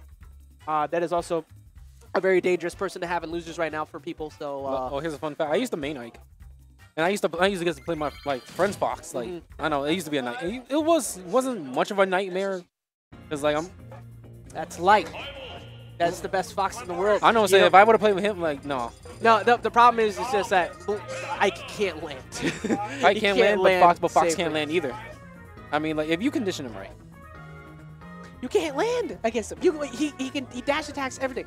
That matchup is so bad. I honestly think it's his worst matchup. Like what I do, like what I was doing with my icon against my friend's Fox, I always like do empty hops and like a lot of tomahawks. Well, yeah, but if they dash attack you, now you can't get them out. You could grab, don't get me wrong, it's not unwinnable. No matchup is unwinnable unless you're playing Ganondorf against Bayonetta. But, okay, so we got back right onto the brothers' extravaganza. They're going to be playing against each other. We got Scott versus Glare. Of late, we've seen a lot of them in Grand Finals, but now that we got Light and Company coming out, it's going to get changed a little bit. It is winter semis, though. I am loving this. Yep, that means that Koga lost to one of them along the way. I don't know where. Okay, nice down throw forward smash. Oh, just nice Hogan leg drop. Yeah, see, this has been dramatically in Glare's favor of late, but Scott does play him a lot and knows this matchup. No, we're Bayo. Yeah, it's just Glare is just so good at outspacing him enough to annoyance. Like, Luigi wants you in his face. Glare just plays right out that range just enough to bait bad options out of Scott. Hopefully Scott can get his grabs, get his work in, and be able to seal these kills out. Otherwise, Glare's going to run away with this. Not much Scott can do with that background shield. Okay, gets the up smash. All right, so he evens back up. They're playing by the ledge, not trying to overcommit. I like the way that he's playing this and gets the roll read, but does not get the confirm into a kill. Good DI on Scott to get out of that. Nice downward ABK to escape. Yeah, he had already blown all of his up Bs, so he would add a lot of end lag on that landing. Nice grab. I guess that stage positioning, right? Very dead even game between these. Okay. Oh, and gets Nice. the bait. Oh, well, I believe not, I believe you tried to do that the first time. Just like I don't know if it's so much a bait, more so than just lucking out that he rolled into the witch time. But gets that kill with the up B, and now Scott with the lead. nice aggressive cyclone back on the stage. I agree. I like the fact that he went aggro so he can avoid Blair trying to bait out an air dodge. Nice spot dodge. All right, both of them just kind of playing the footsie game here. You know, Blair trying to find his way in, but not trying to overcommit and take too much damage because he knows one grab is going to lead to a bad situation. Nice nair. He covered so many options off of that too. Like Scott, if he rolled it back in towards the stage, he would have been okay. But okay, opted to just go to the platform. No, Bayonetta mains, if you're a true one, will SD at some point. And whenever I see Glare do that, I just assume he's going to SD. Please stop doing that. Well, it's a traditional thing. Like, one always has that before seven. Oh my god. Nice witch time punish. Rinse, repeat. It worked out twice. And I think he said didn't mean the witch time, but you know what? You still witch time, and that's his stock. So hopefully Glare doesn't let that get in his head. And we're going to be going into game 2 here. Scott got to be feeling very good after that as you see him smiling, getting those 2 up Bs on the witch times. I feel like Luigi's take the soul of you a little bit every time they hit you with one of those. Oh, this heat is crazy. It is hot. That's why I'm putting a full shirt on. I know you're probably still in chat, Chavo, saying put a shirt on. I can't see it. Chavo in chat? Yeah, Chavo's in chat. Oh, here we go. Town City. Shouts to Spectre saying I'm one of his favorite Ikes. Yay. I miss Waldo. Come back, Waldo. Anyway, so we're going into game 2 here. We got running on to Town and City in a very bad position, but Scott able to get out of that. Right, once again, very similar situation to the last game. Both of them just kind of respecting each other and waiting for the trigger. They have what's referred to as roommate reads, where you play against each other so much, you won't see the most common type of options that people would take in neutral. You're only going for what you know your brother or your roommate, whoever you play 10,000 times over, is going to go for. And you can see it out of Scott. He's just playing just enough out of range, refusing to let Glare get started. I'm loving the patience. All right, good aggressive cyclone. All right, Glare finally getting his Indo, only getting one. Another aggressive cyclone. Good delay on the recovery. Doesn't get hit by the witch twist on the way up. Koga destroying everything on the side. All right, drops down. Doesn't get the ledge trump, but is he going to get the anti-air out smash? He does not. Glare fishing for these back airs a little bit. Good back air to get him off stage. Again, it seems... Swings a little too early. Yeah, Glare kind of conditioned him into that because he was jumping over him so much. Gets the down B, but that's not going to be it. I saw the watch time start up. If I were Scott, I would be careful. That axe kick is strong. Like, yeah, even with this life lead right now, Glare, all he needs is one confirm, and he's carrying him off the top. He's at perfect percent for it. Oh, gets the aerial ABK, but does not get anything after that. Ooh, just walks right up to him, gets the back throw, doesn't commit to an up smash, and gets the gets the down B. Oh, yeah, he's still in invincibility. Good job not going in and get. I see that a lot from Rich Brown with me too. Oh, what, just standing still invincibility? Yes. People forget about it, and then you feel stupid after you got to it. You're like, why? But anyways, like Scott holding the stock now. Yeah, Glare. Oh, nice high cyclone. Glare getting a little bit antsy for the kill attempt here, trying to go for these ABKs as well as the back airs. It's just working all in the Scott's favor. I wouldn't blame him. Like he actually got cyclone and couldn't make it back. And usually Bales can make it back. Yeah, majority of the time, like Luigi is one of the few characters that makes you have to respect recovering as Bale. Oh, there's no more jumps. Okay, opted to go for the ledge because smart stuff. The conditioning is so good right now. I love the fact that Scott is just refusing to overcommit going in. Oh, goes for the spot that attempt, but this is the smash. Oh, that should be it. Yep, gets the nair, and that's the first stock going off of the board. Still even. Very much so. We all know what happens with Bale with Rage, especially on Town and City. It is always even until you see the word game against Bayonetta. Or nice S smash. People sleep on that S smash. It's really strong. Yes, and you can angle it too, right at the ledge. Don't stay at that ledge for too long against Luigi. That move can also 2-frame as well. Like. Speaking of being at the ledge for too long. All right, nice jabs. I like it. Didn't get too antsy. Don't want to get grabbed by the ledge and take a down smash for your troubles. Oh, just gets swings. the anti-air on the up smash. Is this best of 5? Best of 5. Oh, okay. All right. Yes. Last times it was like best of 3. Now we got best of 5. Now we get to see more hype games. All right. I thought Scott had his W. Nice clean 2-0, but Glare still has an opportunity to make it back. He can't get this reverse 3-0. I don't know what in the world Clipboards is yelling about over there. Clipboards. Stop goofing. Yes. You will. He listens to no one. No one can tame Clipboards. All right, so we're going on to game 3 here, running it right back to Town City. That was nice 2-0. Nice 2-0 lead. What do you think Glare needs to do to make the adjustment to run this back against the way Scott's been playing against him so far? I don't know. That's tough to say. I'm not these two, but I say that I know Glare knows the answer. What a great dance around that question. I respect that answer. You know, it's hard, especially when it comes to these two with how much they play against each other. It's really, like, you can think of the most textbook answer. But it might not work for this just because how much they play each other. But that's one way to do it right there. Gets the bread and butter necessary and gets the up air off the top. Like feeding over here. Like you feeding. Like looking for his next paycheck. Oh, gets the anti. Luckily, does not get hit by the second up B because that could have been curtains already. This game 3, all Glare so far. But gets the back air. Not going to kill. That back air is so strong. Yes, it is. Deceptively strong, too, because, like, Luigi is just so weird. Like, he feels like he should be super slow, but he's not. He's been blessed with some good. All right, that was an interesting option from Glare doing the rundown with time. Just chilling by the ledge, hoping that it's got to be a little bit too antsy.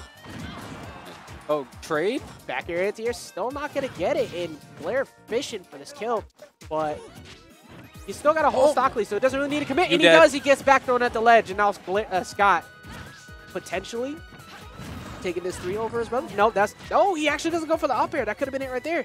Now, one grab will equal 60%. Okay, it doesn't get punished. Scott gets, oh, here comes the grab. Oh, doesn't get much off. The option at the ledge goes for. Uh-oh. Oh, no. It's pain, it's pain train time. Pain train time. Oh, my God. Okay. 67% just from that. That's one overcommittal option against Luigi, and you eat so much damage. Scott making you pay for it. Glare gets the grab at the ledge. Oh, nice, he mashes out. Good stuff. Oh, nice aggressive cyclone. All right, opts to go for the down beyond stage. Glare trying to find his way into the stock. Doesn't get from ABK. He's actually got enough rage to potentially kill him with an up smash. Glare needs to be very scared, but he gets the anti-air off the ledge. Good stuff. Finally baiting out the jump off the ledge with an air. I mean, he couldn't survive forever. That was unfortunate. He was in a bad spot because, like I said, that up smash could have killed Glare at that percent with how much rage Scott had. Being on Town City, yeah, they keep opting to go back to Town City. You know, both of them love that early kill. They both thrive off of it, especially Bayo. Actually, we're running into Smashville now. That's a good neutral state. I think that I think Scott wants to remove the ledge the option coverages that Glare had on him in the last game because he was eating so much more damage off those platforms. It seemed like Glare finally got his footing on Town City. So now run it to here. He only has one platform and less room to work with. All right, nice escape to the Smashville platform. I would love water. Please. Agua.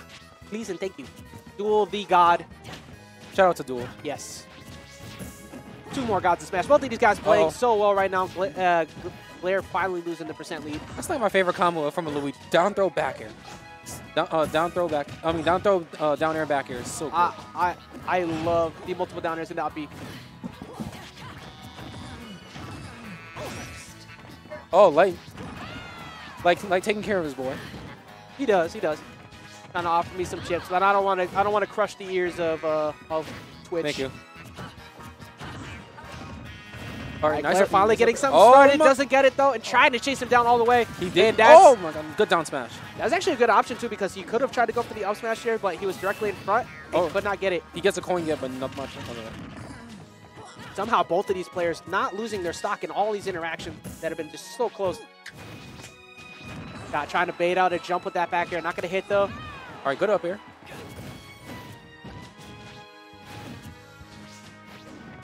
I like the approach that Glare decided to take there. Rather than try to attack him off the ledge, just ran right in the center stage. So you just saw Scott got the GTX back air. Oh, nice up air. Yeah, that's exactly what Glare needed. Finally getting a hit into the the up air.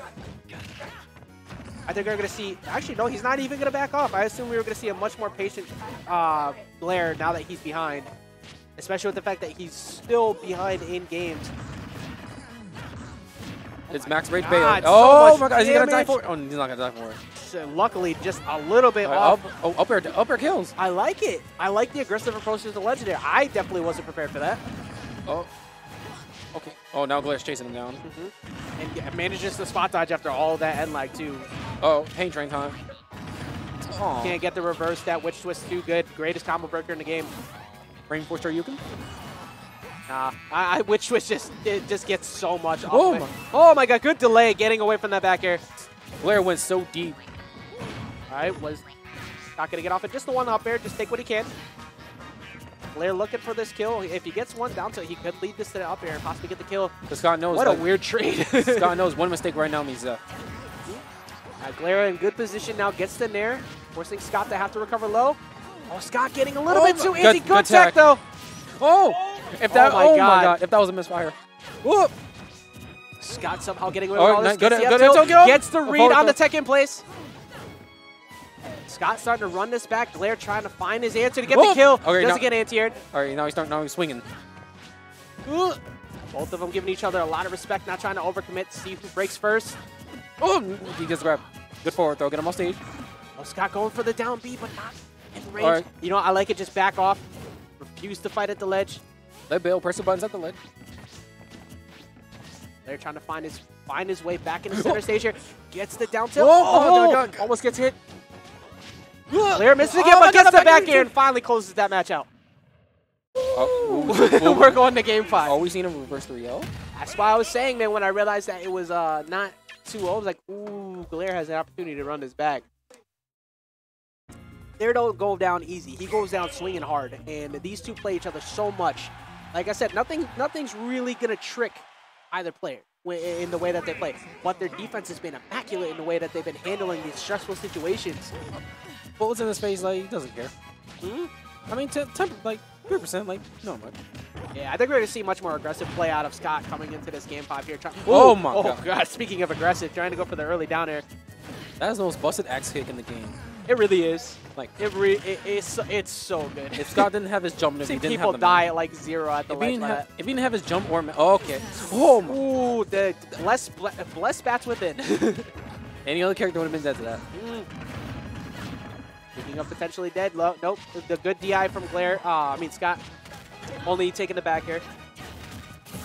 Oh, wrong way, but you know what? He had the power shield anyways. Ooh, good option and good mental awareness on Glare to get that tech. Got that into. Trying to go for an air dodge read off the down B, but Glare not giving it to him. Oh, nice down smash. Good trade on the up air. Both players just trying to be the first one to get this momentum and get that first stock.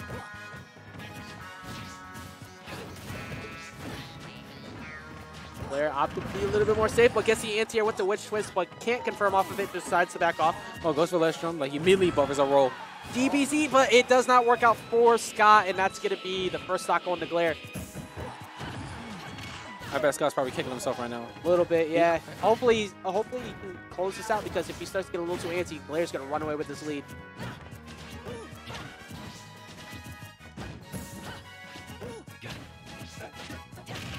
My goodness, just a good pussy game coming in from Glare there, just not really letting Scott find his opening to get possibly an out smash or throw. Gets a DI My mix-up. God, great DI mix-up coming in from that.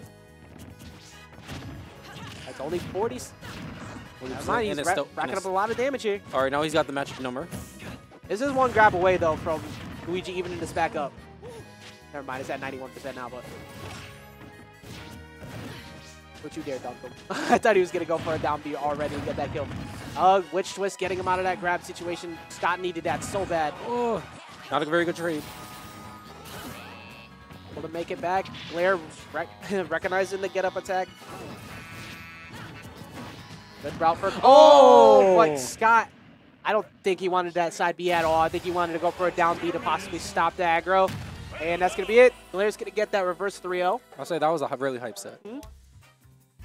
Very tough fought set between both players. Like I said, when you give Glare an opportunity, he runs with it. Like, it's hard to stifle out that type of play that he has, because once he gets momentum, he's very dangerous. All right, so we're going to moving on to the other side of the winner semis. I'm assuming it's going to be MVG's Light versus Koga. Yep. because I see Koga currently sitting down. And Who does Koga play? this is a OG classic between these two. You know, Koga is the former number 3 consistently of CT, and these two used to play all the time, whether it be in Waterbury or be at UG or be at Hog, all the time. Outside of Ling Ling standing in between the two of them, it was usually these two meeting towards the top. Koga left for a little while, now he's back, and right back at it. History repeats itself. Koga not really having much trouble getting through the bracket to get to here, and now we're going to see the rematches in bracket of Light versus Koga. In the meantime, though, while Light is currently taking his time to get going and sit down, you know what you could go and do while we wait? Is go sign up for Retro Rumble that is coming up in September from on the 8th to the 9th. Smash 4, Street Fighter 5, Dragon Ball FighterZ Project F. I'm about to sign up for Street Fighter 5 because Sagat just got released today. And I'm about to mash my way to victory after like 2 rounds. But, you know, hey, as long as I take one, right? That's okay. Right? It's better than going negative. Better than going 0-2. But make sure you guys please sign up for it. Show some love to the Connecticut area, because if we're not going to our own events, they won't succeed. And, you know, 2GG and company didn't get to where they are by not putting out a bunch of events to hopefully eventually succeed as where they are now. Let's get to that level 2. Be sure to go out to Retro Rumble coming up in Connecticut at the Connecticut Convention Center in Hartford. Right. And, of course, Shine. Like pre-registration for Retro Rumble till September 1st. Yep. So like pre-register one while you get the chance.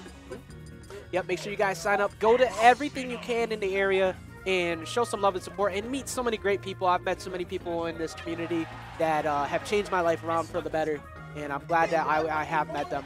But all of them aside, 2 of the people I have met along the way are these 2 young men who are currently sitting down. Well, Koga's an old man, but we got Koga versus Light starting off here on Smashville. Koga racking out some good damage, going straight to 50% already. Tries to go for the early downer. I actually like it. Trying to establish some dominance early on because... Oh, forward smash, just swing. Wow, just deleting Light stock. But Light also extremely good at deleting stocks himself, so Koga cannot get comfortable. Oh, Fox things. Koga doing a solid job, though, of playing patient around like what Light wants to get started. Only taking 55% so far. Light has not taken any damage, really, since his loss of that stock. Like I said, no damage really taken so far, and Koga finally getting a back air, but that's all. All right, here we go. Good position. Nice job stopping the Dancing Blade. And this is a best of 5, so we got a long haul coming in between these 2 here. Oh, and gets he had to. I like it because of the fact that he was trying to back off Light from edge guarding him, but Light baited it out. I'm not even gonna lie, I thought he was gonna go for a reverse shield breaker there. He probably was thinking it, but he was like, It's like, you know what? If I miss, I'm eating a lot of damage. Kind of like right now. 70% just like that. At one point, Koga had a huge lead, and it has disappeared. That's just what Light can do to you. Nice get up attack. Still pretty even game, though. Koga trying to catch him at the ledge. A good shield pressure, but Koga not falling for it, not dropping shield. Gets the soft hit in there into that back air. Koga extremely surprised that he was able to confirm off of that, or get the hit off of that, and that's going to be game 1 going to Light. 3 out of 5.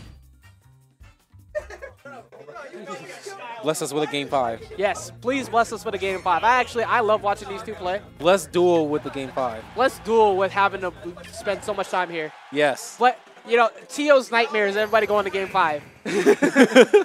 Bracket reset game 5. Yes. Bracket reset game 5. Oh my god. I'm like, that paper grab still catches me every time. The greatest Tio nightmare. Flipping a coin for switching seats. NT-Way, that's a different game. And Light just starting off with an explosive start here, just completely nullifying the way that Koga was playing in the last game.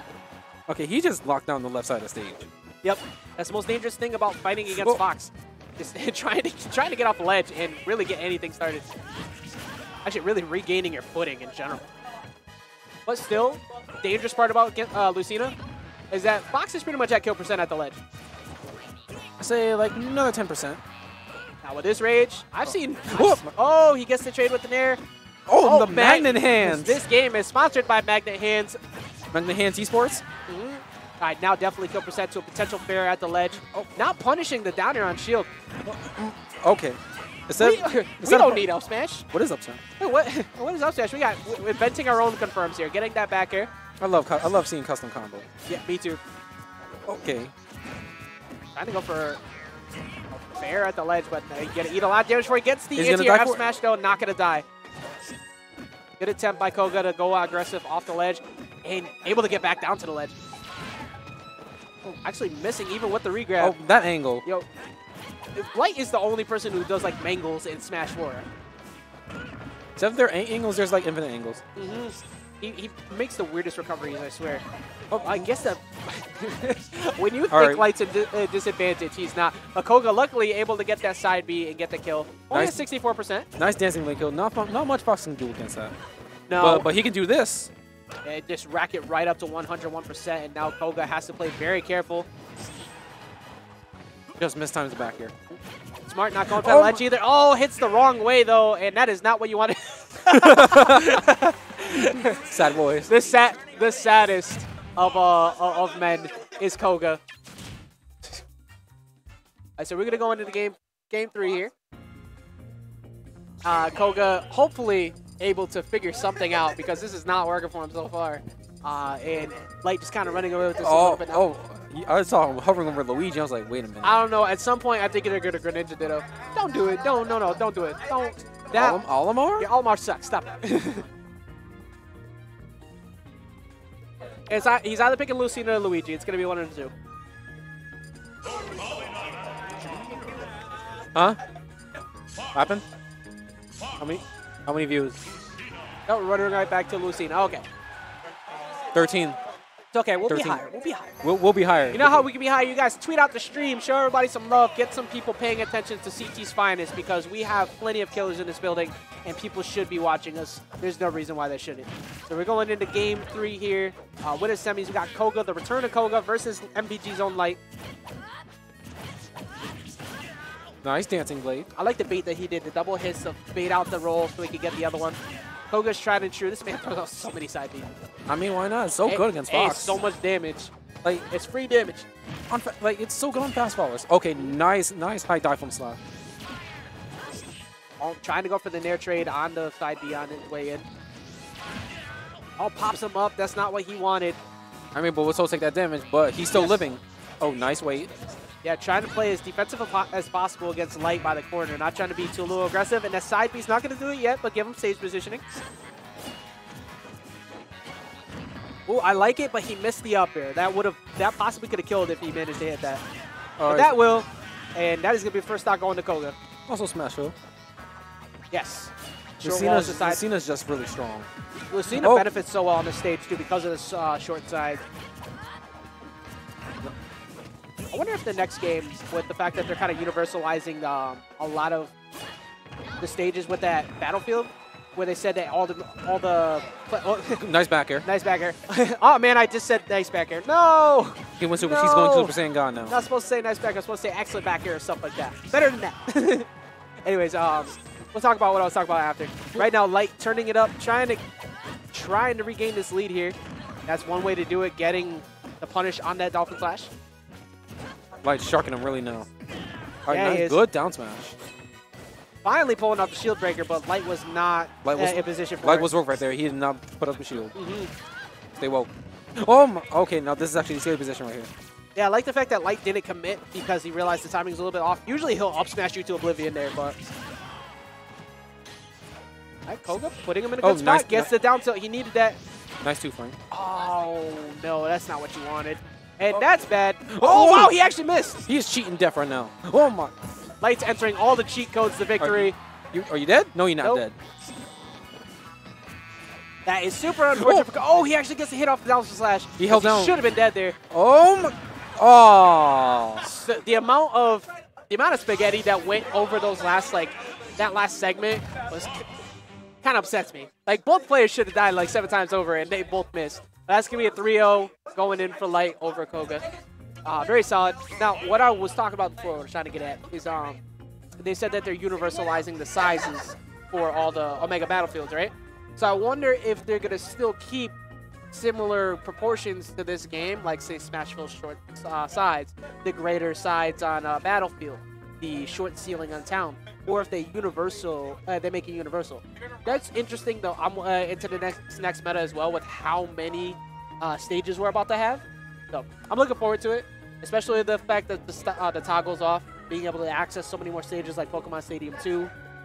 One thing that I've always been jealous about PM players is that they have PS2 as a neutral stage. I've been dying for that. Yeah, Duel, yeah, you should. Huh? Am I hungry? I am always hungry. What kind of question is that? Huh? Are you going to get it? Yeah, I'll take Chinese. What I want is to sign up for Retro Rumble coming up in September. No, I'm just kidding. Koga, come back here. We're gonna take a quick short break and let me go use the bathroom and give Koga some money for Chinese. Oh, my ears. Woo. Also kiss my dog. Hi.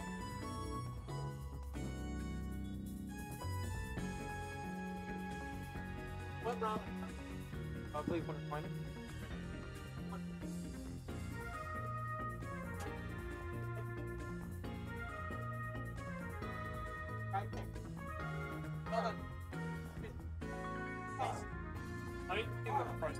That's Tom. Hi. I'm Justin.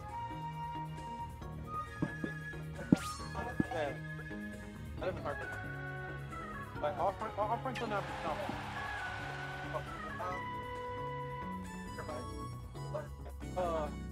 Oh no, I took the bus here with my friends. Oh yeah, they're still here. Which one is the? Chicken wings, fried rice and vegetables, or fried rice. Actually, that's what I'm verbally saying. Actually, a little more Is it 52 Pernell Road? Oh, 72. Okay, we are back. All right, sorry for stopping for a second. I'm hungry. So we're gonna be going into game one here, starting right off in winners finals. We got MVG's Light versus Sinai Village's Glare. That very not uncommon matchup between these two here. These two have played each other so much. They're starting off right on Smashville, not to anybody's surprise. Trying to go for the early fair kill and potentially going to lose the stock for actually able to get back. Okay, now he's still like, we don't need to play on stage. Yeah, you know, this is definitely not where Light wants to stay. He is excellent at teching, but you have to tech so much against Bayonetta off stage, and Glare hoping to eventually fuse that on him. Actually, potentially just getting to kill off top. He's not going to, though. Glare doing an excellent job. Usually, this is not in Glaire's favor whatsoever. He boxed, we tech those. Okay. He was sharking at the edge of that platform. Now shield pressure with the Nair. A lot of empty hops. Light tries to approach, but Glare does the bullet arts. Okay, now that was scary right there.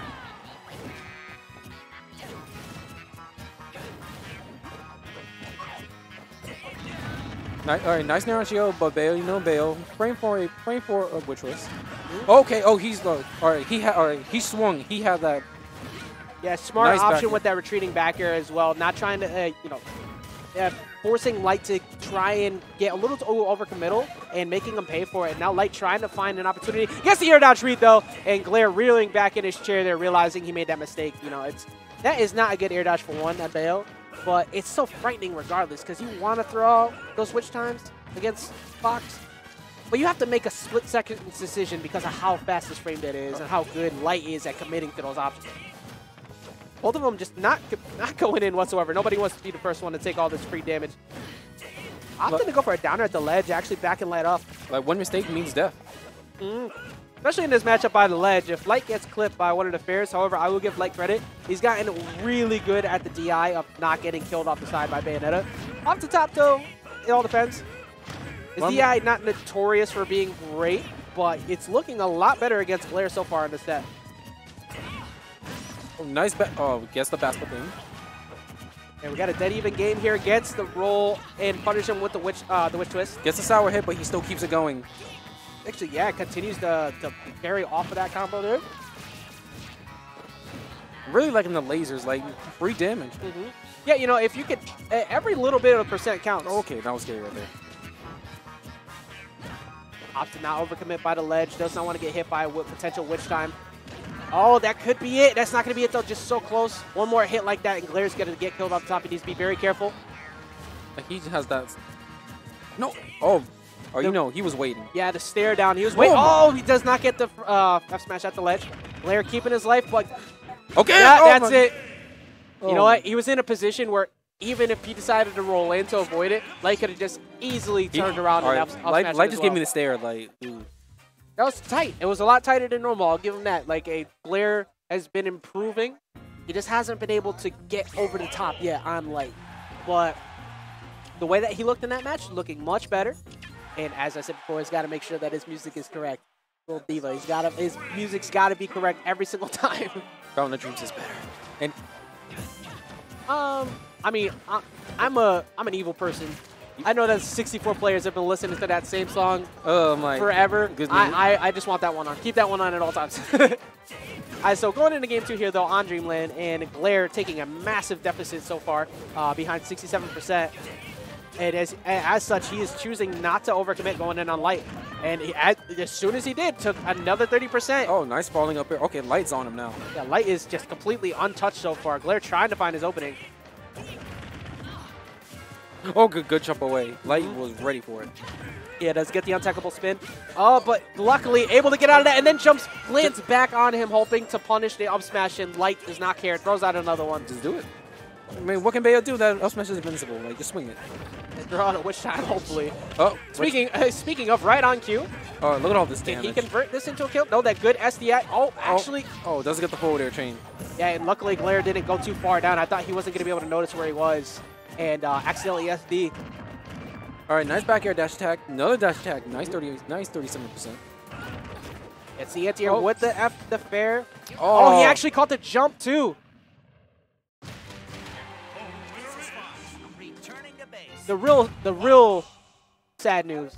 The real darkness to this day is that Chinese food is already closed. I just peeped that like earlier, but like before that stock was taking, Glaire double jump first. Yeah, it was a good snipe on Light's part, recognizing that situation to get that fair and bring him down. And Glaire, you know, it was almost angry angst side, but he also knew that he got caught. It was like that respectful, like, yeah, you got me, but damn it. So hopefully Glaire can run it back the way that he did against Scott, because as we saw before, Scott had the 2-0 over him, and it was kind of mauling him a bit. And Glaire was able to run it back, so see if he can manage to do it against Light. It's a tall order, but it can be done. It is a tall order indeed. Got to really work for it. Nothing wrong with hard work. No, absolutely not. That's the name of the game. Like, nothing comes free, especially against Fox. Oh my God! Gets the reversal on the edge guard attempt with the drag down fair. Light is a nut. You will not edge guard me for free. Like it was at the very edge of the fair too. That's what drives me nuts. Is that it wasn't even like it was close. He just knew it was gonna work. Tony described it best. He plays like nothing wrong has ever happened to him. But Glaire able to finally take that stock off and put himself back into a potential game. All right, nice lasers. He had perfect range to not get punished by it either, with such a laggy option. I think he's trying to scout out, see if he's going to air dodge, possibly go for the Firefox. Good forward throw, get him off stage. He tried the heel slide, but he just called it out with the up tilt. Yeah, Glaire just trying to find something to get his damage started, and Light just not giving it to him. Yeah, nice reverse up smash. Oh. Yep, evening it back up. Well, for the most part. Yeah, now we're going to get it to relatively even here. Actually, opted. I don't know what he was waiting for there. I think he was waiting for air dodge to potentially stage bike attempt. Oh my God. That was a nice call out, but Glaire was ready for it. Yeah, Light's hungry now too, and when he gets into anti-air mode, it's hard. Oh my God. Oh, he gets the tipper down tilt into up air. Character has so many confirmed. He has He just killed off a down tilt. I don't think I've ever seen anybody lead to a kill off a down tilt before. That's the first time I'm sure I've seen it before. Like, it can confirm. You just gotta get the tipper hit. That makes me mad, man. Like, all right, but it is what it is. Like, I'm gonna have to play this character. Anyway, so we got solid 3-0 coming in from Light over Glare. You know, Glare was trying his best to run that, to try to get that run back. He looked a lot better in that game 3, but it's like I said, once Light gets really hungry for that anti-air, you're so afraid to even approach because you don't want to jump. And if you walk at him, he's just gonna up smash. Like, what do I do? And he gets a down tilt. just flick Just that get an up smash, he gets the down tilt. smash stick. Just flick it. Well, good stuff. Light is going to be waiting on the winner side of Grand Finals. Glare will be patiently waiting for somebody in Losers Finals. In the meantime, now we have Koga versus Easy. SA, I think it was. I think that's what I heard. SA. Yep, yeah. So we're about to get Roy versus Lucina. Wait, no, I heard SA. The SA's not here. I don't know who that is anymore. SA, I like the SA. I don't know who. We got that Easy kid. Making his way all the way to Losers Semis, though. So, solid play. We're going to be moving right into this, going into Lucina versus Roy. We got a Fire Emblem battle. And I have seen these two play in the past. And SA has surprised Koga, but has not. He has taken some games in the past and gotten close, usually with an explosive victory, like just not one that Koga could stop. But Koga thrives off of aggressive playstyles. Koga is really good at playing back and letting you be stupid. It is another best of 5. All right, so we're going right into More game 5. Oh, it's Losers Quarters at that. It's not Losers Semis. Excuse me. Koga going for the punish on the roll. I play Roy myself, and I like this matchup. It's much better than Marth versus Roy. For the most part, yeah. It's just that it's the style that you have to play as Roy. It just plays right into the wheelhouse of what a Lucina player wants to do. And just fade back and let you constantly take this chip damage. And as we're already seeing, Koga's just racking up this damage, not even really approaching too much. But this is what SA wants, gets something started, but gets out of there with that nearest Koga. Like, Lucina's like, she's the perfect weight and fall speed for Roy's combos. Or nice high recovery. Oh my God, I'm surprised he didn't go for an S smash there when he went too high. I would say a free up smash, but he gave it to him. Okay. He has his jump. He had his jump really good. And a little bit too far out of range was Koga to be able to punish that. I like the fact that SA just opted to go for the throw there and not get a little bit too crazy. Koga trying to bait out a jump early on, but SA not giving it to him. And now we're at an even game here. Nice, that's dash dancing to shield. Okay, forced to go low. Goes for the jump. Nice F2. A little bit too far away from the side, but another one like that could possibly kill. Oh, up throw? Nope, a little bit. Oh, gets the air dodge. It gets the fair. That's usually something you see Koga do. Okay. I was messing that he knew that up throw wasn't gonna kill at the moment, so he said like toss him off stage and go for the stage control. I like it too, and now it forces Koga to respect recovery, but Koga answering with his own fair at the ledge gets that kill. You know what else is fair strong? Lucina's. Yes. Beefy at that. Oh, actually, he tricked him up. Made it seem like he was gonna land on the platform and just forced SA to jump a little bit too high. Nice up tilt. Yeah, both of them trying to, again, reestablish control. Koga go banking on it all, trying to go for the down air. Oh, SA gets exactly what he needs, though. Gets something started. Almost even in this back up. They're falling there to be able to break it. Oh, gets a two-frame. That move is about to be scary in the next game. Don't roll behind. No. I love it. Oh, my God. Okay, luckily Koga didn't air dodge there because that would have been it for game 1. If that was all that his, he would have been so dead. Koga needs to be careful. Calls out the neutral get up. Gets him on the 2-frame on the neutral get up at that, too. Good stuff on SA. Like I said, excuse me, Easy. Oh, he gave me the. I said Easy in the past has done this. He has caught Koga off guard and taken games, but he has never taken the whole thing. Will today be the day, though? Will it be? You never know. Like I said, a lot of drastic improvement from a lot of players here over the past couple months that I've been seeing, and now I'm seeing it firsthand today against a lot of the best that CT has to offer. And we help each other grow. Yes, exactly. I love that. I love seeing the powerhouses in the top get humbled. Like, I don't like seeing the same people win all the time. I like seeing everybody get challenged so growth continues. Like, I mean, I'm hungry for wins too. I also want to challenge myself. That's the way it should. That's the way it always should be. Everybody should always be hungry and never accept where you are, because if you do, eventually somebody's gonna catch up and go and beat. It's just the way it works. Like get that grinding before ultimate. Yep, keep playing this. Keep your fundies in check, because you go into this next game assuming you're just gonna be better. You're gonna be in for a rude awakening. There's a lot of changes. Okay, nice up to the other shield. Gets him on the downer again. Koga's been going for a lot of aggressive down airs. These downers, like, they're working. Easy hasn't. Okay, nice up punished smash, one not gonna yet. kill. One thing that Koga has been doing well is racking on the damage, but not. No, never mind. There we go. He hasn't been able to consistently get the kills where he wants them, but able to get it that time. Lucina can go so deep against Roy off stage. Like, there's not much he can do. Yes, that's the dangerous part about Easy trying to play this matchup, is that he can't play at the side. He needs to continue to contest Koga in center stage. But he is facing a really bad position here, gets side beat again, and Koga really turning it up now, not really taking any damage over the past 30 seconds. This is Good tech. That's a drawback of playing a fast forward like that. Oh, nice F tilt. Baits out the spot dodge at the ledge. Oh, just grabs him. Like, why not? I'm invincible.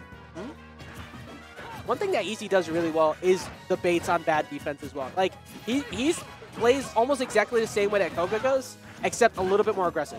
It depends on who can play this game better. I like it. I like to see. Oh! That's not what you wanted, sir. Goodbye. And that is going to be evening it up. Koga, one apiece over Easy. Like, I like that scramble, too, because they both had just jabbed and potentially going to continue to mash. Rearing back with that shield breaker, he would have never clanked. But Easy was the one who broke first, got a little bit too scared, and popped his shield. I guess he probably didn't notice that his shield got hit. Like, it just takes one hit from like any of her aerials. One tap, and that's all she wrote. The good stuff on Koga, even in that backup. Actually going for a color switch here. Going to Cherche. I think that's Cherche's color. I like that color. Actually, no, that's not Cherche. Cherche's color. And Cherche is best white. We got Ez with the Zard color. Opted for the high recovery. Good, very smart platform coming through to be able to give him some extra life. It's good that he didn't go low again. He would have just countered again. Yeah, now he's actually in a position again where the counter's going to come in and immediately. Oh, that's unfortunate. I mean, Koga was in a position to punish it no matter what. But you never like to see when the platform betrays you. Oh, get shield. We got another one. Now, see, this is. Oh, nice. Oh, good damage. I feel like that's not what he wanted, but it worked regardless. Okay, I believe he tried to, like, call a neutral get up. Koga trying to go for the short hop side Bs to confirm into an F smash, but he's just not getting the last hit. I think it's Roy being a little bit too fast on the drop. Nice landing side B. Going for all the side Bs, just forcing them all the way off. Koga realizing that he couldn't commit to that edge guard there. Easy really hasn't been able to establish his footing here in this game 3 compared to what he's been doing these last few games. Okay, so let's run back air. Oh, he's not going to die for it. That's it, though. I mean, he had no choice. I think, like, that was almost conditioning on Koga's part because you're up B early. So he was anticipating the counter. And Koga just waited for it. It's like, I know that you're thinking that that's what's going to happen. You go low, you get countered, you recover high, you're going to get forward smash. Yep, and he fell for it. That's one of the things about the game, man. Like, the name of the game is conditioning and neutral game, and Koga does it very well. But Easy also does it very well. And I know that he's definitely not going to let that game get to his head. We still got potentially 2 more games to play. Like, you're not, as long as you're still in, oh. I mean, we ain't going to have 2 more games to play if you keep shielding in front of these shield breakers. Mind your shield. Like, down, like, Nair is so good. Shield is your friend. You do not want to lose that. It's your buddy. Our worst combo game on Lucina is so good. Like, you saw like forward throw Nair to like forward air. Yeah, as we said before, all it takes is Easy to just get aggressive and get momentum once. This is what Roy wants. All right, this time, like nice 114%. And Koga getting out of dodge really quick, now trying to stay by that ledge. Nice forward tilt out of shield. Forward tilt, not close enough to ledge yet. Oh, gets a sour hit. He's catching him with a lot of F tilts at the ledge. Oh, he was a little bit too out of range, not able to get the ass smash. That's what probably so killed.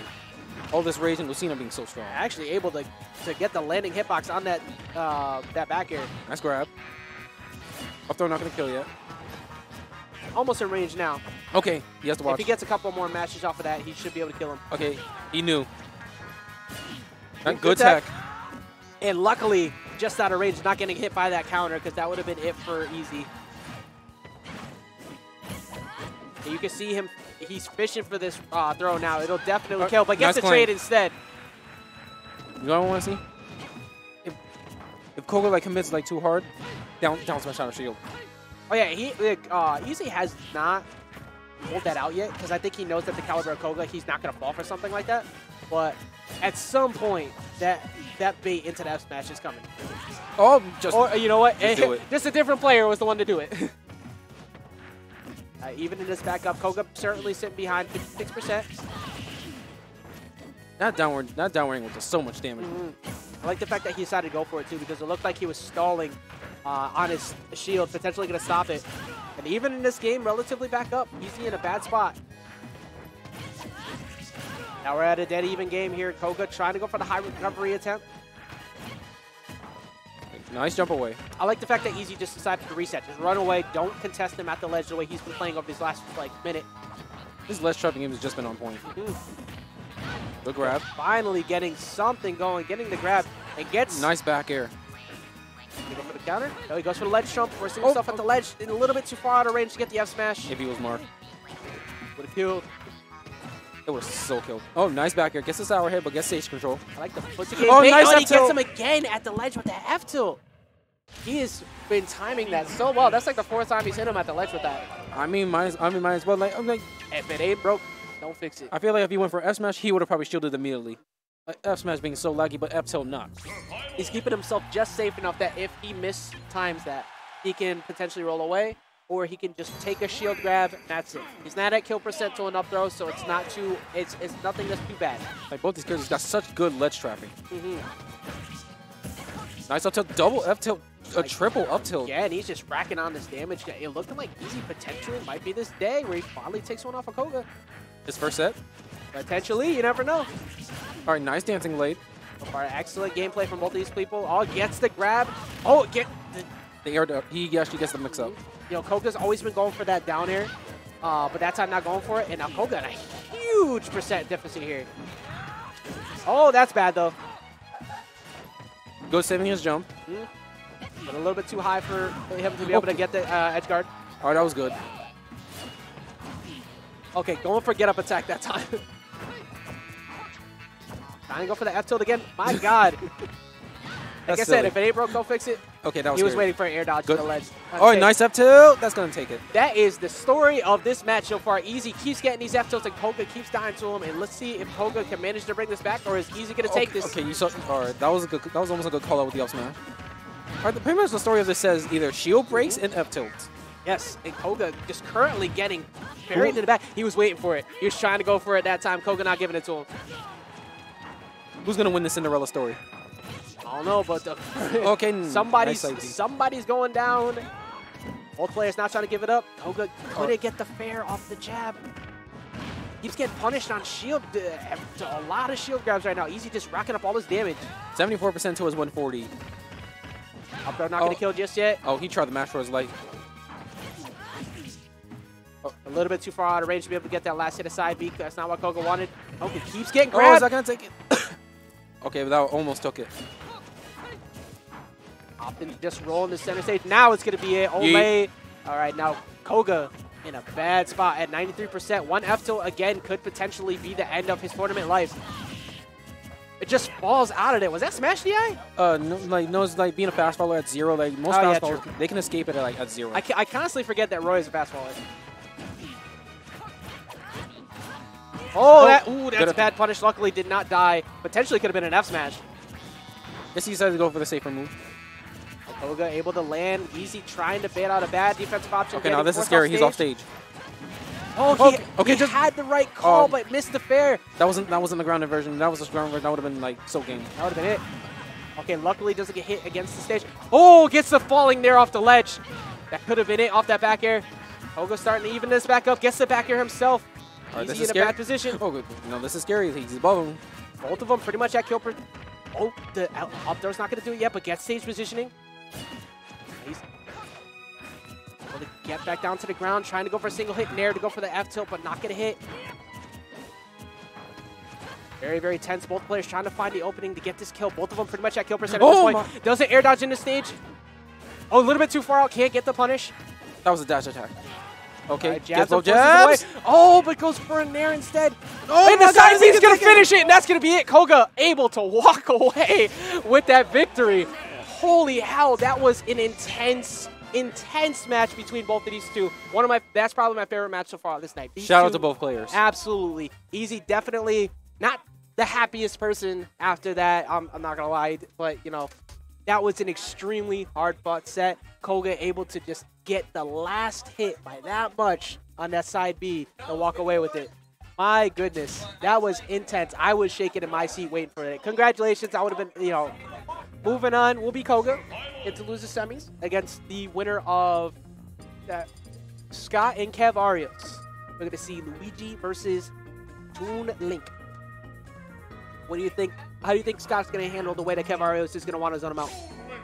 Like, I would say maybe perfect shield everything. Because like Toon Link's aerials, like they're all safe on Luigi. Like he slides so far. Like bombs. What can Luigi do against his projectiles if he can't perfect shield them? Exactly. You have to. It's kind of similar to the same way you have to deal with Luigi, where you want to constantly power shield those fireballs while he's trying to zone you out. Kev Arios wants nothing to do with being in Luigi's face. But you know how he's handling it? He's just rolling right in. He's not even dealing with any projectiles. He's just rolling right into it and immediately getting a grab and 44% just from oh. Luckily, a little bit too low to get hit by that because that could have been an early stock. I say like guy has to be careful. Like he has to be careful with re-grabbing because Toon Link could just drop down there right there. Exactly. Hey, you know he missed the Zaire, trying to recover. This is not where you want to play while you're Kev Arios. Don't stay at that ledge against Luigi. That could be a stock. Not gonna kill. But good damage. I think that was probably the tether glitch. Oh, now he's forced to recover into the bomb. Gonna come through? It is. And he gets the single hit of the down. He still clips him. So all he needed was just that trade. He had no more jumps. Smart play on Scott, and only taking 39% so far. Oh, that's not what you wanted. 21%, just like that. All right, good Zaire to get it out of that. Okay. I like what Scott's doing. He's walking. Yeah, he's just outplaying Toon Link's game. Just refusing to let him get anything started. I feel like walking like in this matchup is better than running. You can immediately, you can like shield out of walking. You can do anything out of walking. Exactly, and also running up, you're more likely to not power shield a boomerang that is incoming to you or the bomb. Scott trying to get a little bit fancy here with these up B attempts. Scott looking very comfortable, but finally taking a confirm off of the fair. Nice. Okay, all right, Kev Arios starting to rack up a little bit of damage here. He's not out of it just yet. Oh, Cyclone's gonna take him all the time. No, it will not. No, not just yet. A little bit more damage though, and that's gonna be it. All right, Kev trying. Oh, just runs up and do it. That's good. Just run up and do it. Most of the time, you expect a roll out of that situation. Just committed to the up smash regardless. Sometimes you just gotta feel right about it. Oh, definitely not where he wanted the bomb to go off. Scott looking for another opening and a punish off of that up smash. That is not safe. He got the hitbox. He got the hitbox extension with that up smash. Yep. Lose my words here. You know why? Because I'm not eating Chinese. Feel sad about this that. man's hangry. I'm always hungry. Always. You ever see me at an event, like a major or something, and you ask me if I want to go get food? Even if I just ate, I want to go get food. I'm always hungry. It's terrible. But you know who else is hungry? Everybody in this bracket trying to get them W's moving forward, especially Kev Arios, who has been on the come up but never really above others. Because he lives all the way down north at New London with these guys, but he hasn't been able to come out nearly as much as, say, Scott and Glare and company. It's a haul. It's a long drive. But every time he does come out, he performs well, including at Nationals too. He usually gets out of pools, a very strong player. Oh, narrowed down like the power of both these players. Yeah, I love it. I love seeing, like I said, every time I see an increase in skill and people on the come up, it just makes me so happy. And Kev Arios is definitely one of those talented players, but Scott, a very much a form of consistency in this community, or at least in this area, and showing why he's not getting hit by much of Kev's shenanigans at all. Now here we go, like Mega Suzaku, not Suzaku, Dr. Wily's castle. I was gonna say a little bit different on the Capcom stage there. but I love the stage. The stage got good music. I do too. I'm actually hoping that this is also saved by the toggle switch, so we can play legitimate stage here. He punishes the dash attack, will get both swings of the up smash. Yeah, Cavarios wants this to be legit too because he's able to finally take a lead on Scott. Scott baiting out the dash attack attempt, just walking away, waiting for him to get a little too aggressive. Raw, you saw Raw up air goes for tries to go for a misfire. Hey, if he hit it, he dies. If shields, he gets shield broken. Scott turning it up a little bit, not playing as patient as before, but it's actually working out in Cavarios' favor. Oh, I like it. That was smart. Early up B, so he doesn't get doesn't take the gimped attempt off of Scott. No one wants to get Cyclone. No, it's one of the worst feelings. Almost as bad a feeling as getting Witch Time. All right, Scott starting to finally get something cooking here. They're trying to go off, trying to get him, baits out the jump off the ledge and gets the up smash. You're never safe against a Mario or Luigi character. Or what I say earlier, all of them. They all have good up smash. Stupid. All invincible up smashes. Cavario's looking very good so far in this game. Is this pretty much his game to lose at this point? Got speeding. Oh, that's all he needed. Now he's going to relatively rack this game back up. Nice F tilt. Ooh, okay. Just unfortunately for him, just a little bit too short on the hit stun to get that fair. Oh my God! He calls him out. That is, he had the book. He had the book. He never returned it to the library. He held on to it for so long. Must be upon that F smash. That was an excellent read and putting himself on the board. That's what I'm saying. Like, that was pretty much his game to lose at that point. He was reading everything that Scott was going for. No, you don't want to go. You don't want to go out to a 3-0. No, fight back. No. Fight back. No, fight back. Show them that you mean business. Exactly. You always want to be the one to come out on top. And we're actually running. Okay, interesting counter pick. I actually kind of like it in the decision of Scott here because now Kev has to take a perfect angle on his recovery and gets better attempts on the down B. But also, he could just run across the platforms and not take nearly as many zoning attempts. As we're already seeing here, he's been able to cover the ground a lot better. 75% to a 0. All right, nice jumping high. Oh, accidentally pops him up. Okay, no, that's the first damage Scott finally took. Oh. And that is a bad time when you whiff a Zair or a tether grab against Luigi. On Lilac. Directly in front of his face, too. All right, Scott looking way more comfortable now. Now he can just pull around as much as he wanted, force Kev to come into him like so. He does not have to play this range game whatsoever. Oh, he tried to go for up to the up air, but you know, crimping there. This man with the Venus down there. Oh, just does it again. So it's like, hey, you know, I know you got game 2, but I'm gonna write that off as like a fluke. I'm just gonna put it in my tax return. It's like, you know what, that's a charity, and I'm actually show you what I can do. We're going into game 4 here after a very dominant victory from Scott there in game. I'm collecting my tax return. Yes, the charity donation save. What's going on in the chat? Save money. What's going on in the chat? It's probably still Chavo telling me to put my shirt on. Hawk was like the read. Shout out to you, Yeah. Hawk. Shout out to Hawk, another talented premier player in the area here. Very much on, went from the come up to the upper echelon in the area. Very, again, love seeing that amongst players. And hopefully look forward to seeing a lot more of that at national tourneys. Isn't it? It's 2-1. Okay, it's okay. Duel makes no mistakes.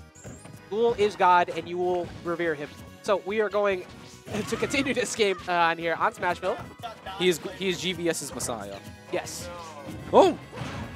He is not GVS's Messiah. He is the Messiah. Yes.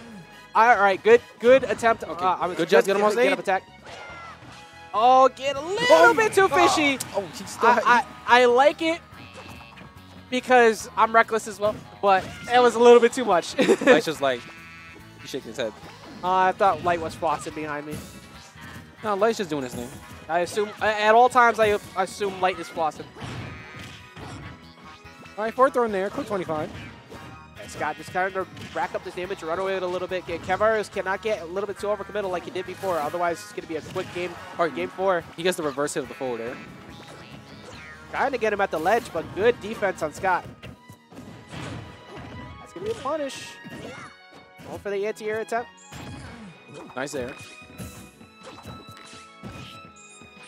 Oh. You know what happens when you do a whiff grab? Yeah, that has not worked out for you very well for the past couple times. I think Kev just avoid the grab game for the most part. Just get aggro, try and bait, but you know what? Luckily able to fall out of that. Doesn't throw out the falling up air either, so he doesn't get the hit. You know what? The best bomb combo is when you do it to yourself. Scott does need to be a little careful now because he is at back throw kill %, and it looks like Kev potentially fishing for it, but again, oh my god, just jab, down smash, and that's all she wrote. Scott picking it apart a little bit at the end there, looking very solid.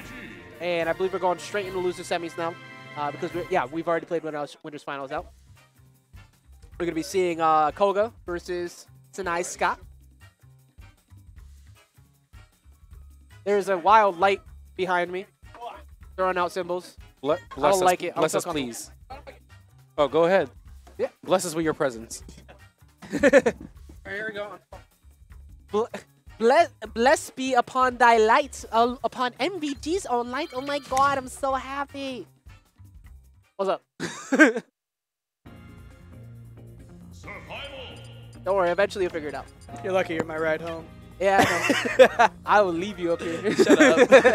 All right, so what do you think about this going into here, especially with the fact that these two haven't played each other in a long time? Johnny's definitely still maintain a lot of how he plays. He did really well versus May. But I think when he's playing someone he's not used to, he still gets nervous. As long as he gets past that, I think he can do really well. By the way, have you been commentating all day? I have. My jaw hurts. I was hoping to solve it with Chinese food and it's closed. But I'm going to solve it by continuing to talk and talk about this loser semi match. That works. All right, well, getting into it, they're going to start off on Smashville. And we got a 3 out of 5 today. That's a change from last week. I'm actually pretty happy about that. I always love seeing people be able to get that extra practice in for best of 5. Oh my god! Damn. Now, in the past, this is definitely this was all Koga. It was all. You think it was Koga? It was actually, for a long time. It was Koga, and then Scott started catching up, and now Scott has been on an absolute tear of growth. Koga hasn't been playing as much. Yeah, and Koga was gone, and now we're seeing Scott really showing a difference. Never mind. Is that death? Nah. That's a really good position. Yes. Now he could force the edge guard attack. Good defense. Oh my god. Okay. You know, it was a great delay on Scott, but Koga had all options covered. I like Koga's Lucina because Koga really likes to go for covering all options. Yes. If there's one thing he's really strong at is not just baiting people into dumb defense, but his option coverage as a whole is just so solid. Yeah. Oh, God. This should be fine. Yeah, you gotta be careful with delaying that up B there because if you delay it too long, then it's gonna be just enough for. Yeah, Scott's gonna go out there for that trade, get that down B, and Scott with a huge life lead right now doesn't need to overcommit to pretty much anything. Yeah, I think Johnny's already, Koga has already well adapted. Obviously, good job to Scott. He's doing really good, just playing his game, making Koga play his game. But I think Koga has still adapted. Now this is a really good position. That early up B they needed. Oh, he gets the counter, but good. Able to get the tech and manage to make it back. This is very much a dead even game for the most part because all this rage on Lucina can kill Scott at the ledge. We're both messing up. It's okay. You have a better excuse than I do, though. My jaw. My jaw. My jaw. My jaw hurts. I want. This is really good on Koga's part. He needs to not get too antsy here. Yes. Scott could have punished those 2 dancing blades, but I think he's in a little shook himself. He needs to be careful with it. Like he's not really staying grounded because he doesn't want to get anti-aired. Oh, good call on Koga. Excuse me, Scott. Going for the early down B, knowing he was going for that edge guard. Because Koga was staying grounded at the end. He didn't want to get anti-aired off an up smash.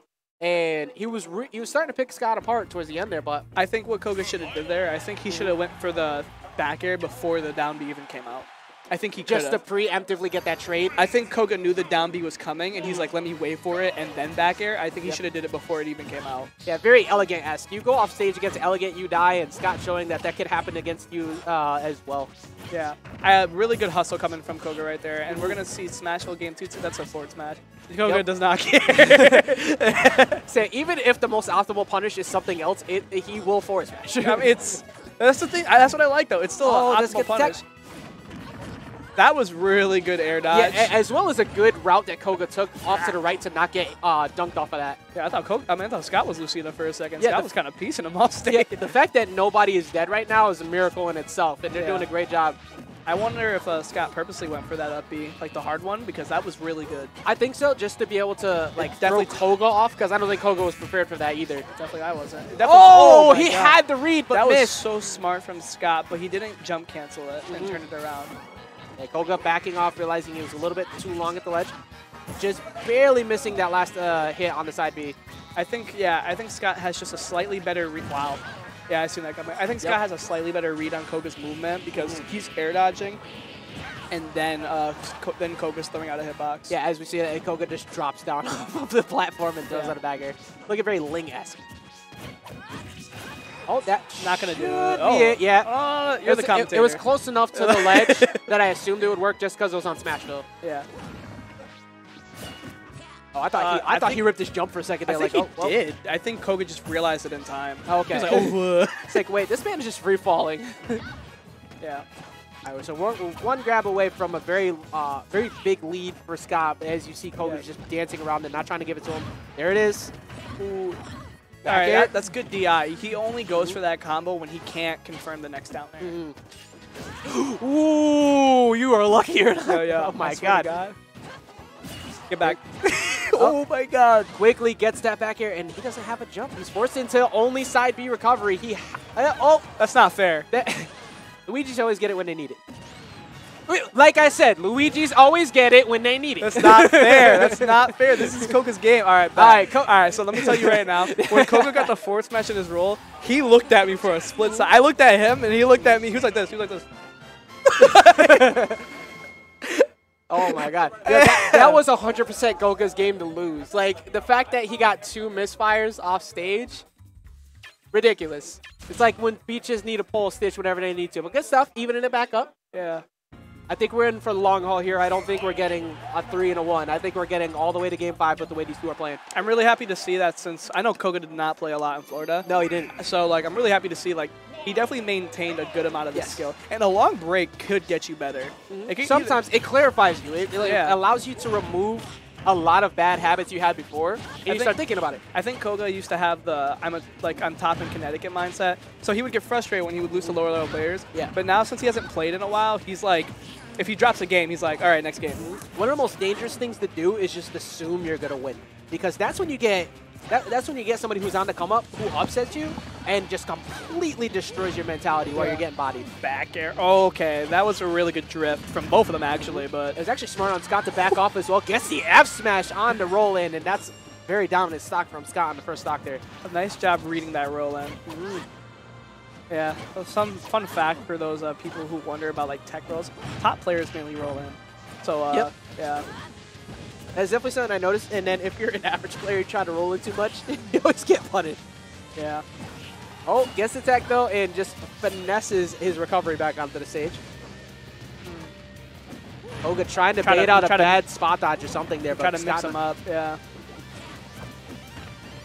Scott not falling for any of it, gets the back air and just almost lapping him in percent.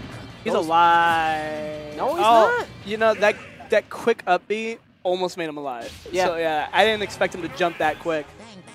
I think it was a little bit too much of a panic. Like, oh crap, I don't think I'm gonna make it back. No, it was good because a lot of players try to jump and they try to, because some characters maximize their jump if they wait a little longer.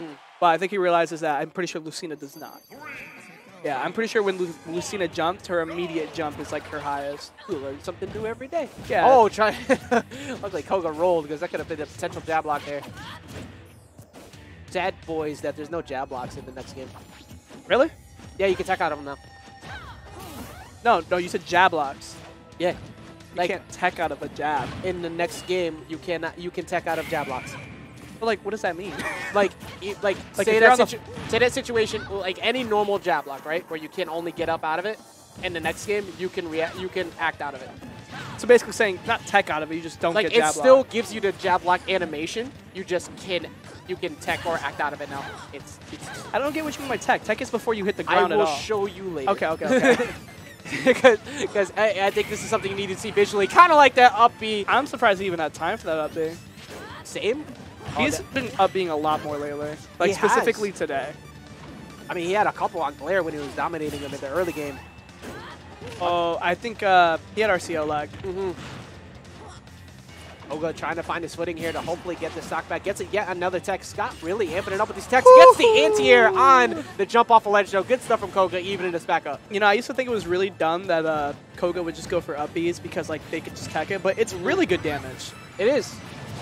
So You know, also, it establishes fears. Like, you don't feel safe at all times while you're trying to recover. Like, that's something that a lot of people don't do enough in this game. I think it's smarter to run off up B than to run off back air because back air puts you in a bad position. Exactly. Like, rather than give up stage control, you have potential for that trump, but Yeah. that back air is going to be all she wrote, and Scott's going to take it 3-1. Yeah. Good handshake. Very solid set all around. Yeah, Koga definitely showing that he's definitely not rusty, but he definitely needs to learn a good amount. But that was really good on Scott's part. Yeah, absolutely. Scott looking very solid as per usual. You know, he's definitely no slouch at all in the area. Very consistent at the top for quite some time. Definitely gonna talk to Johnny. I realized some stuff. Actually, they told me I could swear as long as I watch it, like a bit. No, yeah, please, Yeah. by all means, stay. I've told you in the past that you were an extremely good commentator, and you just, you know, there's no point for you to because you're usually up there taking everybody's money. Yeah. What's it called though?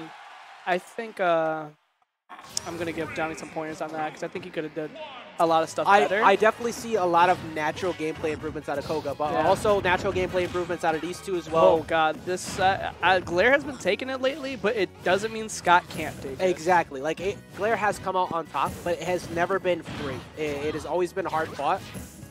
It's funny because I think I don't know. I always felt like I don't know. I felt like Scott always had like better terms and brackets. Like I've always felt like Scott did better, but then it just randomly changed. I feel like Randomly, or after a certain character got picked up?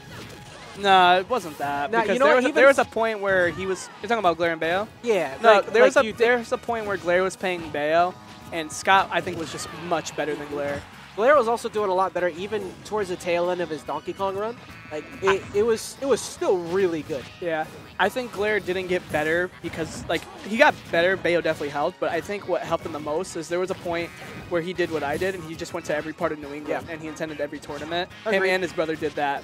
But Agreed. I think, yeah, so I think that definitely helped them out. Yeah, I don't think it had anything to do with the actual character swap as a whole for him, other than obviously, you know, the character is better than Donkey Character's Kong. definitely way better than Donkey Kong. But best freaking character in the game. He got that confidence. Yeah. That like you were saying, going out and proving that he could beat a bunch of other people. Yeah. And his confidence to just dance around the Scott right now, just not really able to get anything going, just continuously hopping over his shield. Yeah. You can see Scott's a little scared. He's trying to punish, but every time he misses, he's just, oh crap, back to shield. I think he's over anticipating the witch time. Like he knows that it's potentially going to come. That is way too good versus Luigi. He air dodged Yep. that perfectly like twice. Wow. Good. That was a good witch time because if he didn't witch time, he was definitely going to go into that Nado. That was a good route that he took too to be able to avoid it. Now see if he can trick Koga. I was excuse me, not Koga. Glare again on that recovery route.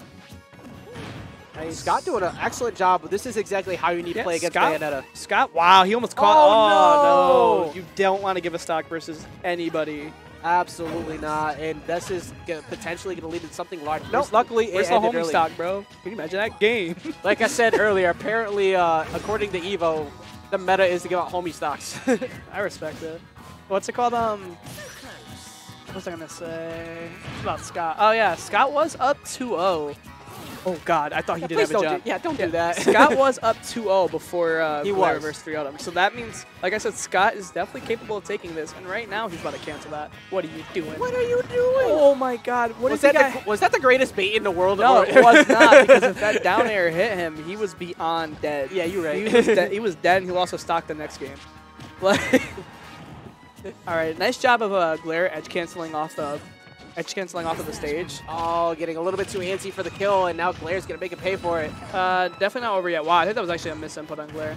This is not it. Good DI coming from a good tech. That was a really late tech. Scott has gotten immensely better at teching. Like, he has teched so much today in situations where I've seen him die in the past. He realizes how his brother plays.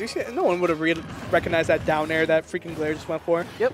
As I said, this is roommate reads all around. Oh, that's unfortunate because he didn't have his jump. How did he even get hit by He had no jump. No, like, he got hit, but, like, I thought he would have got, like, soft-hitted.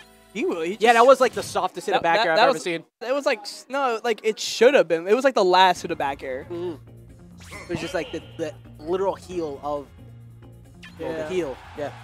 All right, yeah. So they're gonna run it back to Smashville. Not surprised. Very even game. There's no point to really change on this, especially with how much when you play against somebody for so long, it's kind of hard to counterpick to a stage because it's like I think Scott's favorite stage is Dreamland, and I think he can't go there because he can't go there because against it Bale. highly supports Bale. Yep. Yeah, I mean, he still could go there, but if he feels comfortable, it is his brother, so matches, like, stages don't really matter. Yeah. But that could also be why he went Smashville, because stages don't really matter versus his brother. I think he likes the fact that he gets to fight Blair on even footing on the ground for the most part versus getting harassed on platforms. Because if there's one thing that Blair has done a lot better, particularly at triplats, is his harassment on landings. And Scott wants nothing to do with that. Oh my God. Down air. Kills. Yeah, luckily Blair couldn't reverse that situation, He get the messed kill up off by the top. footstalling, yeah. He tried to double up, I think. Yeah, definitely going for the jump cancel on it, but it was a little bit weird, awkward timing. Now, this is where we're seeing Scott struggle the most. He can't get the kill. And there he goes. Congratulations, you're officially a Like caster. commentary, yeah, You got the officially. curse. Yeah. Nah, but he definitely still struggles with getting the kill, and I feel like that's where, like, even when he does give the kill, he definitely gives Blair a big chance to come back. And Like so. Yep. I am really a caster. Yeah, you're hitting all cylinders right now. All right, nice. See, this is what I mean. He's trying to trip him off the platform. He's trying to trip him off so he can, like, Hopefully go for a jab block or a Yeah. tech roll read. Probably would have just opted for the grab instead to not overcommit. Ooh. Ooh. Oh, yeah. this is real comfort. Yeah, this is a bad spot.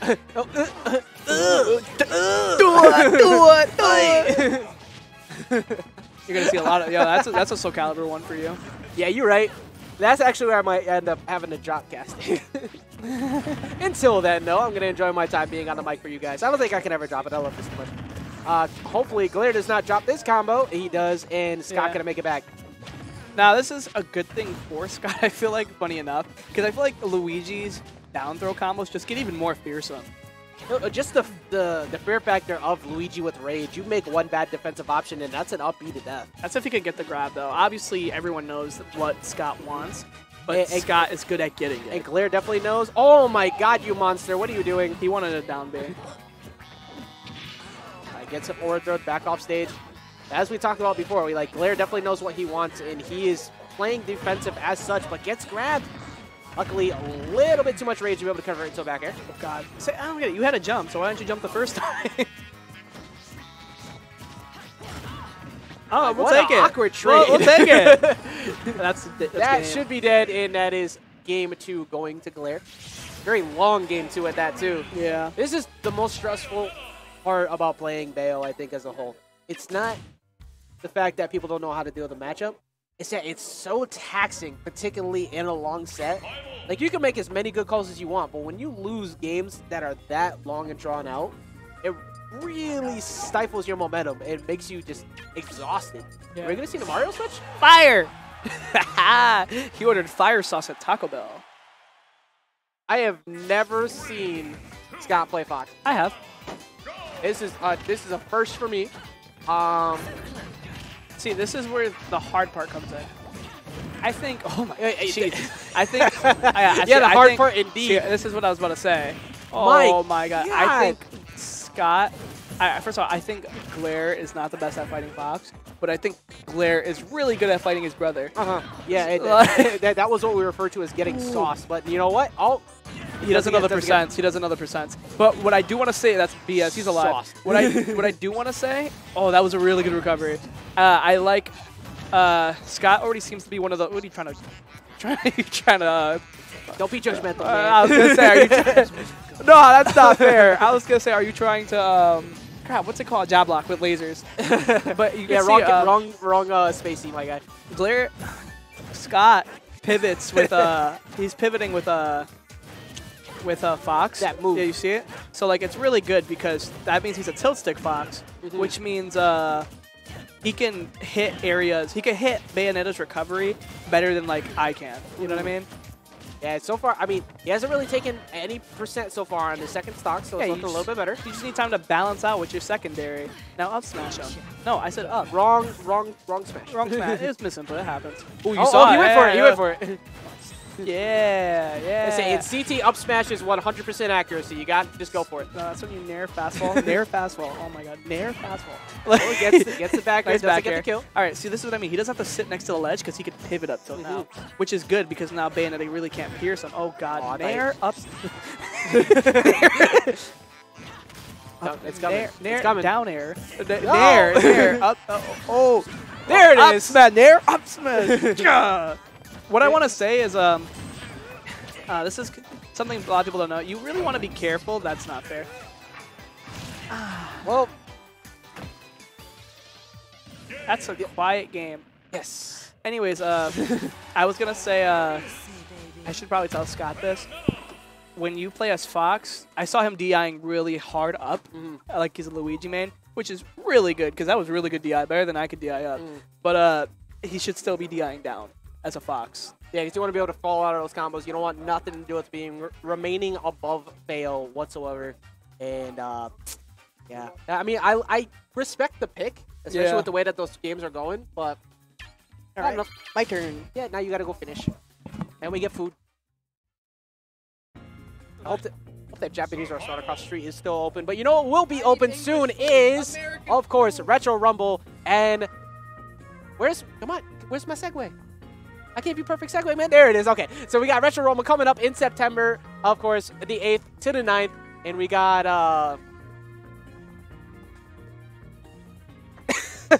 I just realized Clipboards was doing it at the same time as me. Make sure you guys please come down, show some love and support to GVS and everything that is CT Gaming. We got Smash 4, we got DBZ, we got Street Fighter 5, and we got Project M. The home of Project M really is this state. Shout out to Kais. I actually love tuning in just to see Kais play. It's so much fun. And King Coney's hilarious. But make sure, please, guys, come out. Pre-registration ends September 1st. Don't miss your window of opportunity. And, of course, a Nintendo rep will be here with Ultimate Demo. I'm looking so much forward to that. And looking forward to having the next caster getting on. We got Retro stepping onto the mic. Hey, what's up? So, yeah, Retro Rumble, that's going to be pretty fun. There's going to be a lot of games to play. And, You are legally obligated by contract, by copyright infringement to go to this. If you don't go, I just don't endorse it. I'm not going to. You're going. I'm not sponsored in it, so I'm not going You're to. going. I'm going. You're going. Thank you. All right, yeah. I'm glad that you accepted this. So it is September 8th, correct? 8th and the 9th. Yes, 8th will be the Smash 4 and Street Fighter 5. Sunday will be DBZ And Project M. I will be at both days. I plan to catch multiple events, as well as, of course, getting as much time on Ultimate as possible because I need to. But we're going to be going into Game 1 here. We got Glare and Scott. It hasn't changed yet. We have Glare versus MPG's Light. Light currently sitting on winner's side of Grand Finals, and Glare needing to get the reset. Now, this matchup, I'm seeing it more even than ever nowadays. I was saying earlier that Glare, while not... Yeah, he doesn't come out on top against this matchup. It's just he doesn't. But he's looking so much better as time is passing. He's starting to get closer and closer against Light. It's just he can't get it over that top that he needs. Yeah, he's understanding Light as a person, as a player, and his character. It's a simple matchup, really. You get him off stage, and you make sure that he doesn't come back. Yeah, it's just Light it's just so unorthodox in the way that he approaches the offstage game, as well as That's against this man matchup. to death. I love seeing short hop dare in the way that Light uses it. Just running at people, throwing out full hop dares to bait out shield. And that is not going to take it. Not going to kill because Glare just waited a little bit too long, and Light getting away with one there. Oh, But the he's back not going air to is get gonna away with steal that, the though. stock. Good timing on Glare, and Light not changing up his recovery. Oh, that's out forward and no actually reset. doesn't get the tech roll read there. I'm surprised. So Glare able to get out of the combo a little bit earlier than necessary, but still 19 to 88%, finally putting some damage on the board after the second stock. And that's an air dodge. That wasn't even a read. He was like, I know that you're going to be so afraid that you're just going to air dodge right into this. That hurt me. That hurt me. Like inside. Like pain. You're not going to get away with that. Up smash for Foxes in Connecticut is 100% accuracy. Light has 200% accuracy. Oh my god. It does not make sense. That was 100% just over the top IQ. That is, He's like, Yeah, big brain at its finest. That is multi-game conditioning. He knew that that was coming in.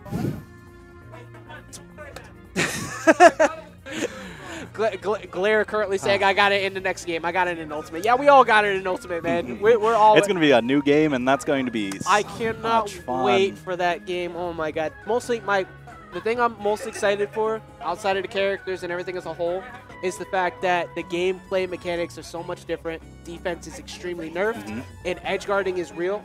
So it's going to completely make everyone better. Because now we can't just mash air dodge. Now we can't just get away with a lot of hyper defensive play styles that don't benefit people a lot in the long run. Outside, unless your name is the Buzz. Yeah, that is true. And then off stage, too, you're not going to be able to air dodge for free. If you air dodge at the wrong time with the wrong character, you probably won't get back. Oh, yeah, as we've seen in these demos over and over, it's going to really evolve a lot of people. Oh, yeah, 100%. He was getting ready to fish for it. Now, Glare spending a little bit more time off stage to try and get a potential Gimp, but Light not giving it to him. And he just got stage control off of his attack. Yep. That's top player privilege. TPP, stage control. Goes for the single shot just to add on that extra damage. Yeah, why not? 1% is good. Hey, every little bit counts. That's 1% closer to Gets death. the air dodge read, and this could be a stock as long as he... Interesting That was is all I'm going to say to that. It was mind games. You know, that whole thing was just mind games, he just like that. He knew that he wasn't going to get the kill. Like, he probably didn't feel confident in it, and just opted to get as much damage as he felt he could in that situation. Yes. Still should have tried to kill, but regardless. Oh, he's my dead. God, going for the hardest of reads, and gonna pay with his life for it. Hey, you know, with that amount of rage, he would have gotten that kill if he rolled. You know what? I'm always an approver of those type of methods because against that's a fair footstool. Actually, no footstool, but still he's gonna get dragged down right to the blast zone and die. Yep. So back to my previous statement because that Light stole it from me. I'm always an approver of unorthodox play against high caliber players because it works sometimes. They all know what you want to do. It's what the game plan says. It's the neutral for your character, what it normally says. But when you throw out something like that reverse up smash attempt, you're asking to get catch punished. somebody off guard sometimes, though. That's what I'm saying. I approve of it. It's just it wasn't the right time because he was on the back pedal. I also feel like Bayonetta just can't throw out smash attacks like that, though. No. Yeah. Like, it's when you're too far on the back pedal and you have a very laggy smash attack like that, you're El Tec de Jesus, and he's going to make it back. And good defense on Glare, just opting to back off. And you know that funny thing where I was saying Bayo needs to get Fox off stage? Well, Fox is keeping Bayo off stage. Yeah, Light is the one who wants him off stage at this point. He's been racking up so much damage while he's stuck at the ledge. Glare currently looking at a 2-game deficit, potentially going home right now, or is he going to get the reverse 3-0 to get us into a game, excuse me, not a game 5, another set? All right. If he hit that back air, it would have knocked him far enough away, but I think he would have been able to side B. And see, every time Glare has advantage, he has not been able to get enough off of it because Light has just not been afraid. And he needs to establish that fear in Light, make him respect like the positioning he has. Right, and that's a real issue. Okay, he's gonna definitely get a stock there, and he's gonna pop off a little bit too. Yeah, hey, you know what? You gotta amp yourself up, man. Like when you're this far behind, you need to amp yourself up so you don't get discouraged. And Glare finally able to put himself in the lead. So he didn't get that last hitbox that he needed to get that confirmed. And Glare's just taking his time, misses the backer. I haven't seen that from him in a long time. No, yeah, usually he confirms pretty much every single one of those. But you know what? It's also it's 100% confirm ratio for Light. He just doesn't miss them. It's You know who else used to be able to do that? Oh my God. Oh, we're gonna see a dropped combo. He's been practicing that off game. Not gonna kill. Yeah, but luckily for Light, he avoids the hard hitbox on that down air. Slayer does not walk away with the victory there. This is really scary though. Light loves throwing out hitboxes. He could have gotten witch timed right there. Yeah, absolutely. He loves throwing out those hitboxes, and Glare loves using his witch time. And when you're that close to the stage, this is bad. Okay, he fell out of it. He was going for something fancy. He wanted so bad to get that like the tech chase off of the down air. Okay, luckily for Glare, he fell off the stage because that looked like it was gonna be an up smash. All right. What's the play? He's going to go right to the other side of the stage. Yeah, opts to go for an aggressive option by the ledge. Glare is taking as much time as necessary to be able to get himself back on. Good thing, too, because Light had hitboxes ready. He's trying to play a safe game. Doesn't matter how long it's going to take. He's going to run through this ledge. He's going to make sure that he gets a safe confirm. Yeah, Glare trying to not be too overcommittal and now forced to have to regrab, but he does not get hit by the down smash. Still very much doable for Glare. Just needs to get one opening or a witch time, and he can take a game, but that's not going to be it. Have a long hitbox. Yep, F Smash going to take it. Glare just staring Light down at the end, and that is all she wrote. We are all done for tonight. We don't boo Smash players. We don't boo our we Smash boo. players. No, we don't. Boo spot. No, we don't. Boo, We don't. and then they give you the middle finger. And you know what? They don't. have that right. You know, all that aside, I don't care everybody's opinion on the side. When you boo that players that much, that's what's going to happen. It's true. But you know what? Hopefully the community has learned a little something from everything that occurred over that weekend. But we're not going to talk about that because it's already been enough war on Twitter about that. We're going to talk about the fact that we are all done for tonight. Congratulations to Light for winning. Yeah, congratulations. I believe we're going to do a quick interview probably with Lightaroo. Again. Yes, I will interview the Lights. But beforehand, shout to us.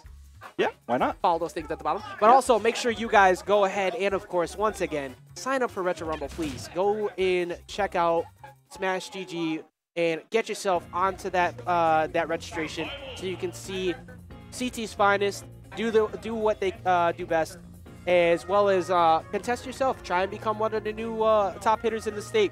Yeah, that's definitely a big thing that you can do. And even if you're not into playing, there is definitely the time to come down and just watch, be a spectator. It's going to be a lot of fun. There's going to be a lot of activities. There's going to be booths for sale.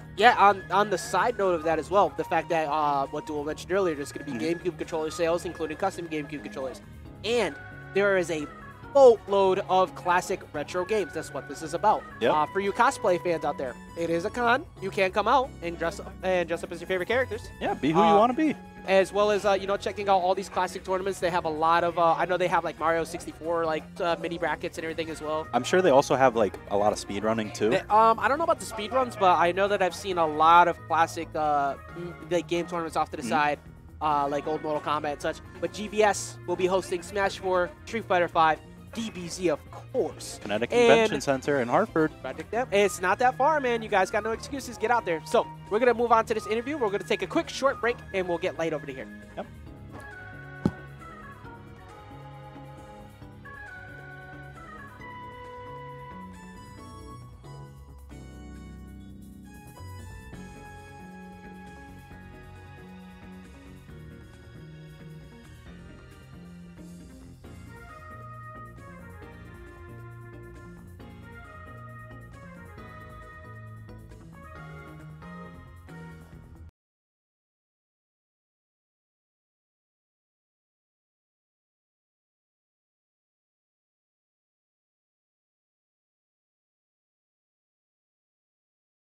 Complaint. Hi. Can I interview Light? No. No. I don't know what you guys were. Yeah, you do. Yeah. I don't know what you guys were yelling about. It's hot over here. You'd have them too if you didn't. If you had I sleeves. was smart though because I brought my tank top. I wasn't playing around. So congrats. Thanks. Winning another tournament here. So overall, you play these guys all the time. Here. Who do you feel is improving in regards to like playing against you in these matchups? Like who is like making you feel a little bit more like you have to work a little harder, or is it not really changing at all so far? Well, to be honest, I actually haven't played Scott at all. So I haven't played Scott in a while, so I don't really know. Glare's still frustrated with Fox, but he's definitely picking stuff up because I'm getting him like little pieces of advice every time I'm done with him. Every time I'm done doing the dudes. Yeah, every time I'm done with them. But yeah, that's really it. I noticed the Roy player essaying. Yeah, easy. He needs to change his name. It's spelled easy, but it's like essay. No, it used to be essay. So now it's easy, like I said last week. Okay. Just change it all around. Make it like. No, stop changing your name. Stop Make it Duck. Duck?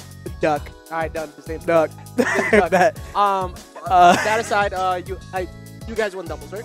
Yeah. Who was it against? You and Don versus Scott and Glare. Okay. Yeah. Yep, relatively to be expected. Sorry, I want to say that SA definitely did get better, like from what I'm seeing, because I seen him a long time ago.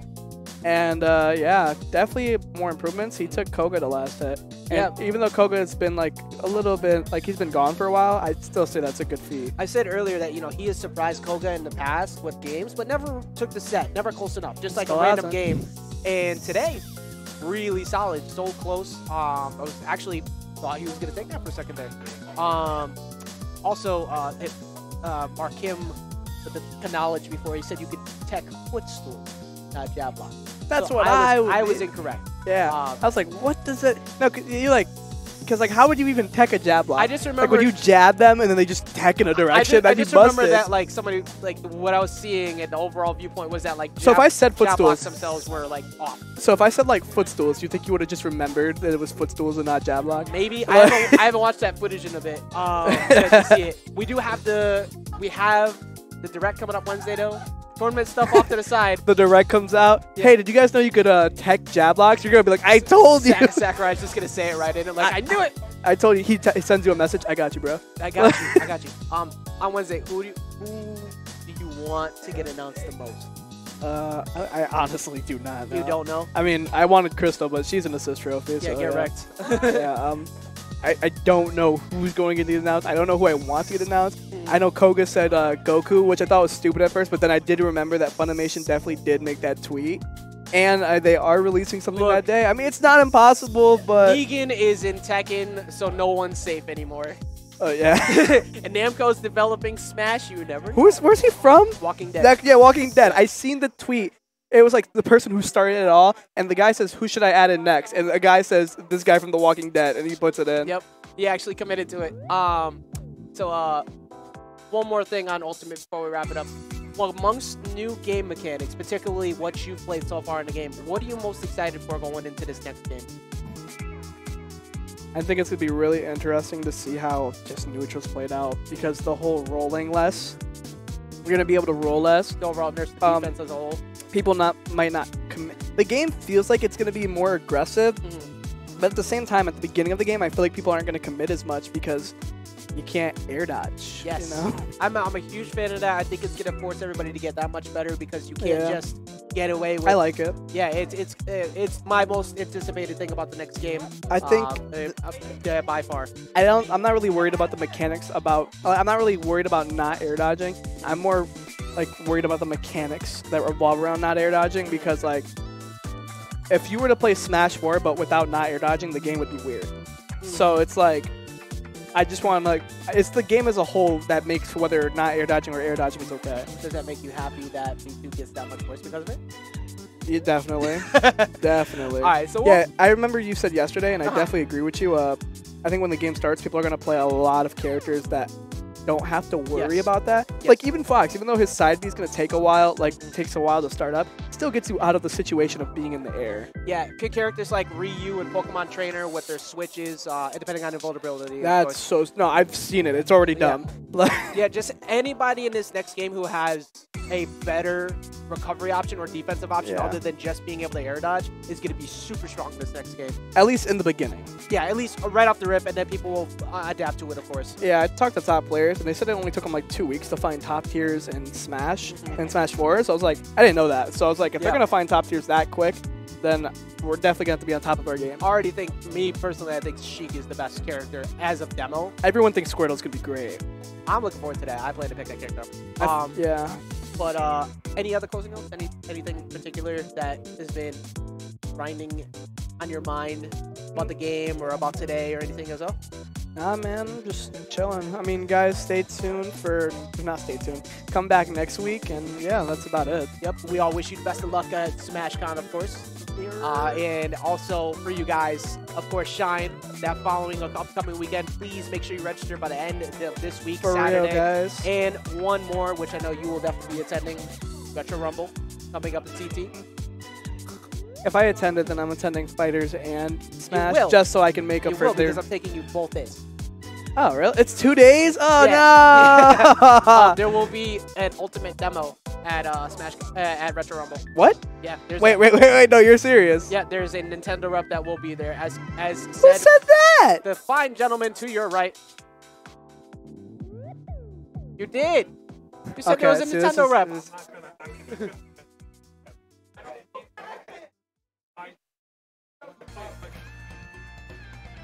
I'm gonna be so upset if I told so many people today that it was gonna be one. I'm about to get blown up. Anyways, See, now I have to go to this event for the small chance of this being happening. able to blow me up. Alright, so we're all set for tonight, guys. Congrats once again to MVT Zone Light for taking yet another Ascendance here. And be sure to come out and show some love and support. This is definitely the new weekly You guys need an outro song. Yeah. And I want to pick it because I want to make it anime. No, don't let him do it. It's not going to be cringy anime. It's going to be good anime. Let him do it. All because it's anime doesn't make it cringy. It could be a. It don't need to be a beat maker because that's how it always gets. I got you, bro. You won't even know where it's from. Maybe Kevin. Maybe Kevin. I do not know Peter. That's why I don't know him.